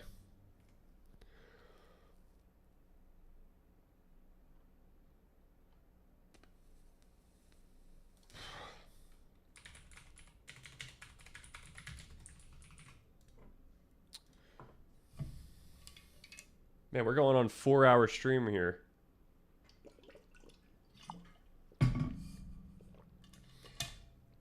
It's like Nietzsche without all the unhinged rambling. I don't know if that's good or bad. I don't know enough about Nietzsche.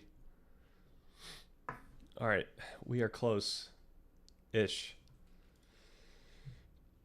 Explicitly expressing the idea that phenomenology is not a neutral observation of phenomena, but an interpretive, self-reflective inquiry into the meaning of being, where interpretation and appearance are inseparable. Interpretation, hermeneutics, and appearance, phenomenology, are inseparable. We always already stand within interpretation. There is no view from nowhere.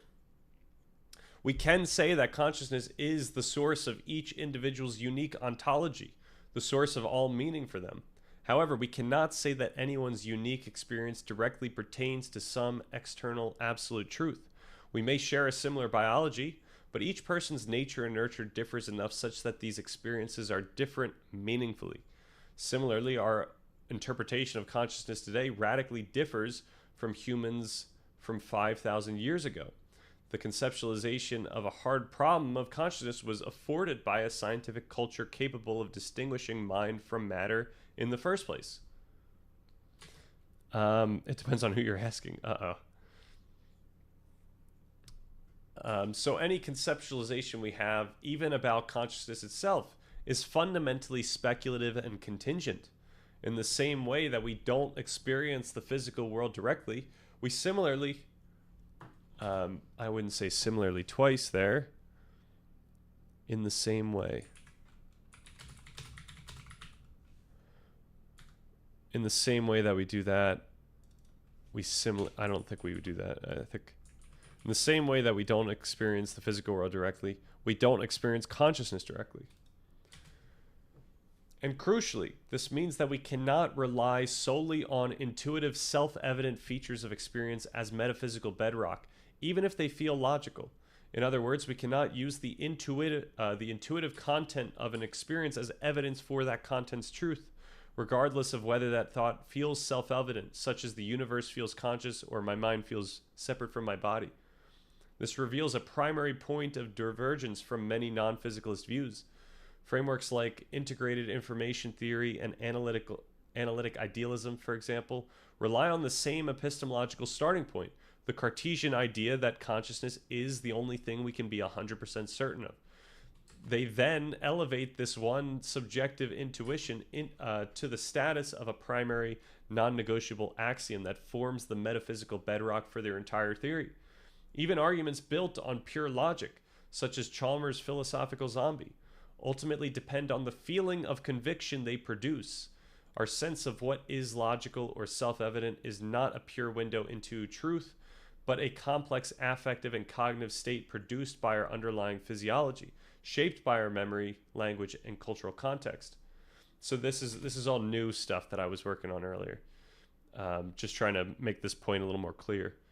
This naturally leads to a crucial question. If all our convictions are contingent brain states, why should we privilege the conviction we feel for the scientific physicalist framework over any other? The pragmatic answer must lie in a discernible heuristic. We cannot trust a raw, unvetted intuition, but we can trust the specific conviction that arises when a framework compellingly communicates its own alignment with our internalized standards for logic and evidence. The pragmatic norms of science and logic demand that we take responsibility for the burden of proof, and we must explicitly demonstrate this alignment in a rigorous and compelling way. Our conviction, then, is the internal feeling produced when our internalized heuristics for rigor recognize that a framework has successfully met this burden. For those who have deeply internalized these standards, this resulting feeling of conviction naturally arises when a framework aligns with evidence and rigor. This helps explain why this argument might feel more compelling to some than others. Scientific rigor, in this case, is simply the prerequisite for this line of reasoning to intuitively feel right. Of course, this begs the much larger question of why we should privilege these norms of science and logic in the first place, which is a crucial and fair point that I'll explore in a future video. That said, we ultimately operate on the presupposed norms that our frameworks must remain accountable to evidence of predictive success, even if they are fundamentally interpretive constructions. This scientific picture of consciousness may still be incomplete, but its strength lies in it being empirical, falsifiable, and open to revision, rather than resting on what merely feels self-evident. Notably, the standards of science and logic do not necessarily entail a physicalist framework of consciousness, although they strongly suggest it. If someone wanted to prove that the physicalist framework is wrong, they'd simply have to do it through the same empirical pathways that physicalism currently relies on. Okay, we discovered that solving the hard problem with science is deeply unintuitive, but that's the point. Science explains why it's difficult to intuit how consciousness arises because it shows how our intuitions themselves are products of the very system we're trying to explain. Many spiritual and philosophical practices aptly arrived at the conclusion that we cannot capture the complete essence of consciousness in conscious experience in words, and neuroscience now provides a mechanistic reason why. Any description or conceptualization of consciousness is, by its very nature, a low-dimensional, symbolic interpretation of an unfathomably high-dimensional, continuous, and analog neural trajectory. We cannot fill the gap with a description for the same reason we cannot taste a recipe for a cake. By the way, that was a language model. I thought this was a brilliant point. I'm just going to say it again because I love it so much. And I haven't said it before out loud. We cannot fill the gap with a description for the same reason we cannot taste a recipe for a cake. The only thing that truly feels like consciousness is that specific, complex, and recursive flow of information itself. So then, if the goal isn't to capture the experience in words, perhaps we should reevaluate what we want from an explanation. No, that's fine. Instead of seeking a description that equals the feeling, which neuroscience suggests is impossible, perhaps what we're looking for is a conceptual framework that makes the existence of that feeling no longer feel mysterious or paradoxical. Pragmatically, the path to this new conceptual framework is to break the hard problem into many tractable, easy problems. This unified approach means better conceptualizing our underlying neural processes by tracking how specific contents become conscious, determining which aspects are necessary for feel versus report, and continuing with lesion and perturbation studies. For example, neuroscientist Anil Seth, who advocates a predictive processing view of consciousness, argues that by fully solving what he calls the real problem, explaining all the phenomenal properties of experience, such as why the experience of red feels different from jealousy or the taste of cheese, the hard problem will dissolve, much like the hard problem of life dissolved once we understood molecular biology.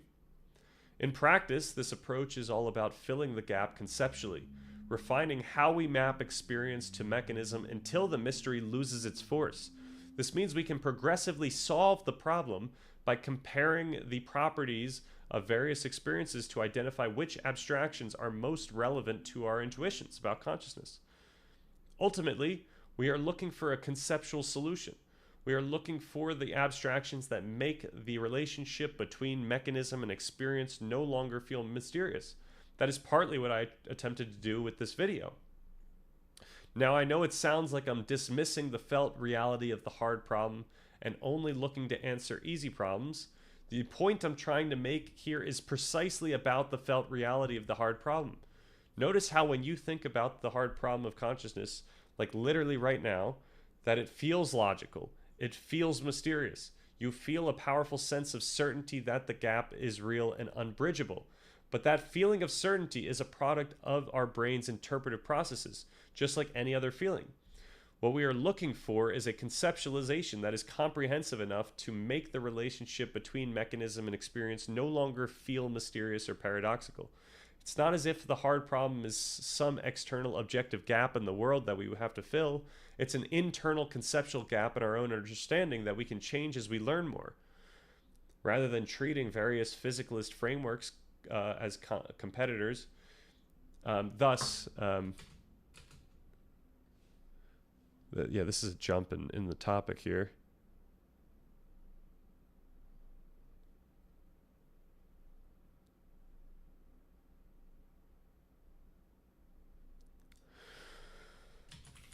Thus, rather than treating various physicalist frameworks as competitors, it makes more pragmatic sense to view them as complementary lenses on the same underlying process.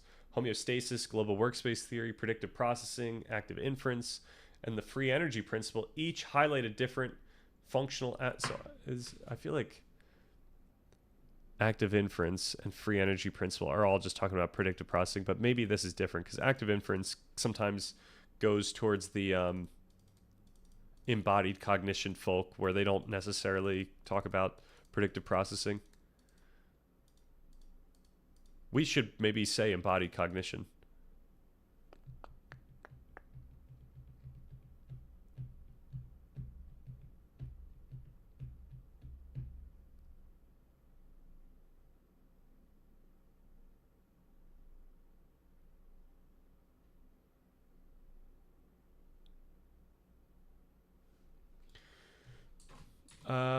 They each highlight a different functional aspect of the same underlying system. Consciousness as an evolved, emergent property of recursive self-organizing dynamics. An evolved, emergent property of recursive self-organizing dynamics. None of these require a further bridge between matter and mind. The structure of the process already entails the structure of experience, recursive modeling of the world and the self, unfolding through continuous feedback. Pragmatically, this approach reframes the notion of the hard problem as something to revisit over time, but not something to get stuck on. Just to be clear, the physicalist view is predicated on the assumption that its own perspective is insufficient and lacking. The claim that neuroscience can never solve the problem is an untestable, unfalsifiable statement of metaphysical pessimism. Science operates on the explicit bet against such never claims. Nevertheless, science is actually moving incredibly quickly in this field, and many researchers are focused on answering these very questions. They are mapping how patterns of brain activity correspond to patterns of experience with unprecedented precision. Studies in representational geometry show that when we see colors, faces, or hear sounds, the brain's activity forms distinctive geometric shapes in a high-dimensional space, structures that mirror how those experiences feel. Causal experiments using stimulation techniques like TMS, this is transcranial magnetic.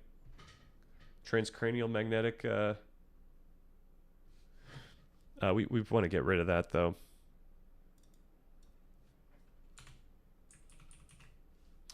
Can nudge those neural patterns and sometimes shift perception itself, further hinting at direct links between mechanism and experience.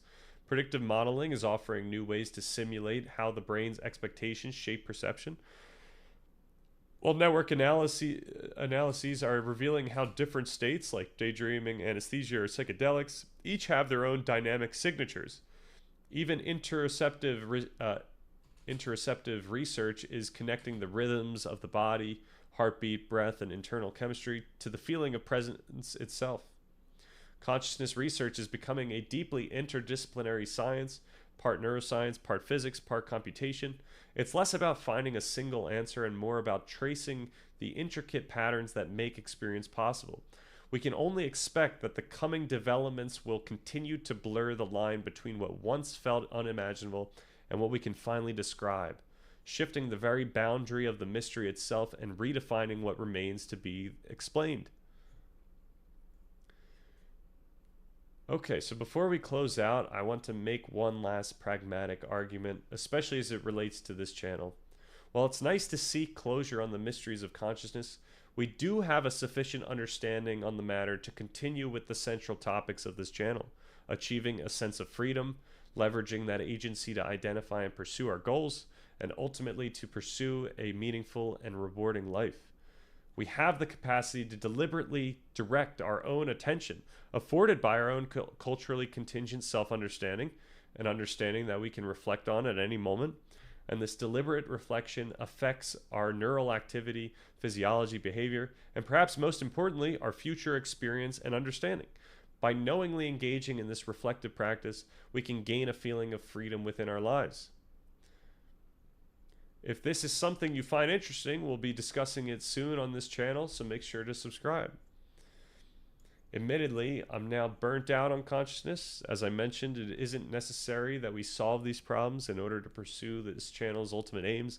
That said, perhaps it was necessary to build the argument for why that is the case, since I expect many people to identify and challenge this channel's physicalist presuppositions, especially since we do so in a unique, seemingly idealist way. Regardless, I felt like this was an apt rite of passage for this channel, given that consciousness is so fundamental. We will make sure to cover more practical topics in the future, so stay tuned. I hope you all enjoyed and perhaps learned something. Have a nice rest of the day.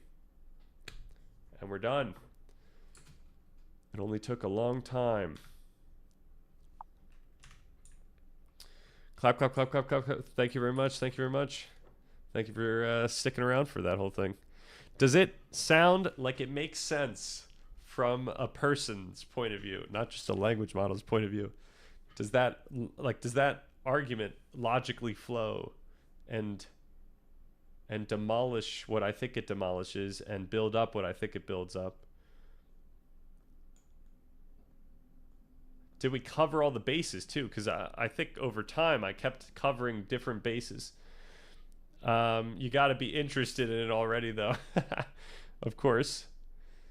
Right? That's why I wanted to say the thing where it's like, this isn't going to like mesh with you if you're already married to some notion of panpsychism or something like that. But maybe someone's going to be open-minded enough. Maybe I should have had something in the beginning saying like, hey, like, you know, No, I think it's fine. Like this is gonna just sit on the channel as something that anyone can just go to if they're interested in where we're at in terms of consciousness. I like that one Richard Dawkins, the one that we were talking about yet a few days ago or yesterday. Science bitch.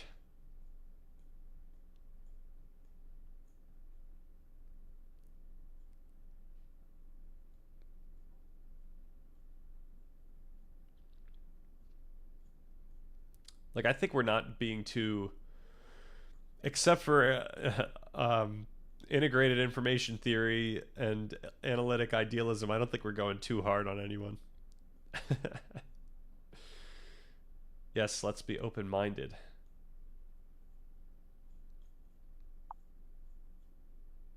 But let's not be so open-minded that our brains fall out. That's actually an incredible quote. Yeah, I forgot that. Was that him who said that? Because I've heard that quote, but I didn't realize it was his. Oh man, our this thing's in the way. I might have to go.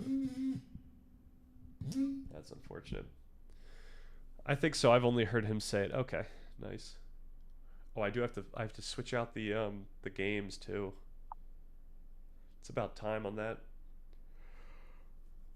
MP, yo! Welcome back. Do I discuss the philosophical zombie thought experiment in the video? Yes, I do. I always found it useful when it comes to trying to understand what the problem even is. Yeah, I do. Yeah, I mean the video is very comprehensive. I will talk about the zombie and yeah, I mean I think yeah,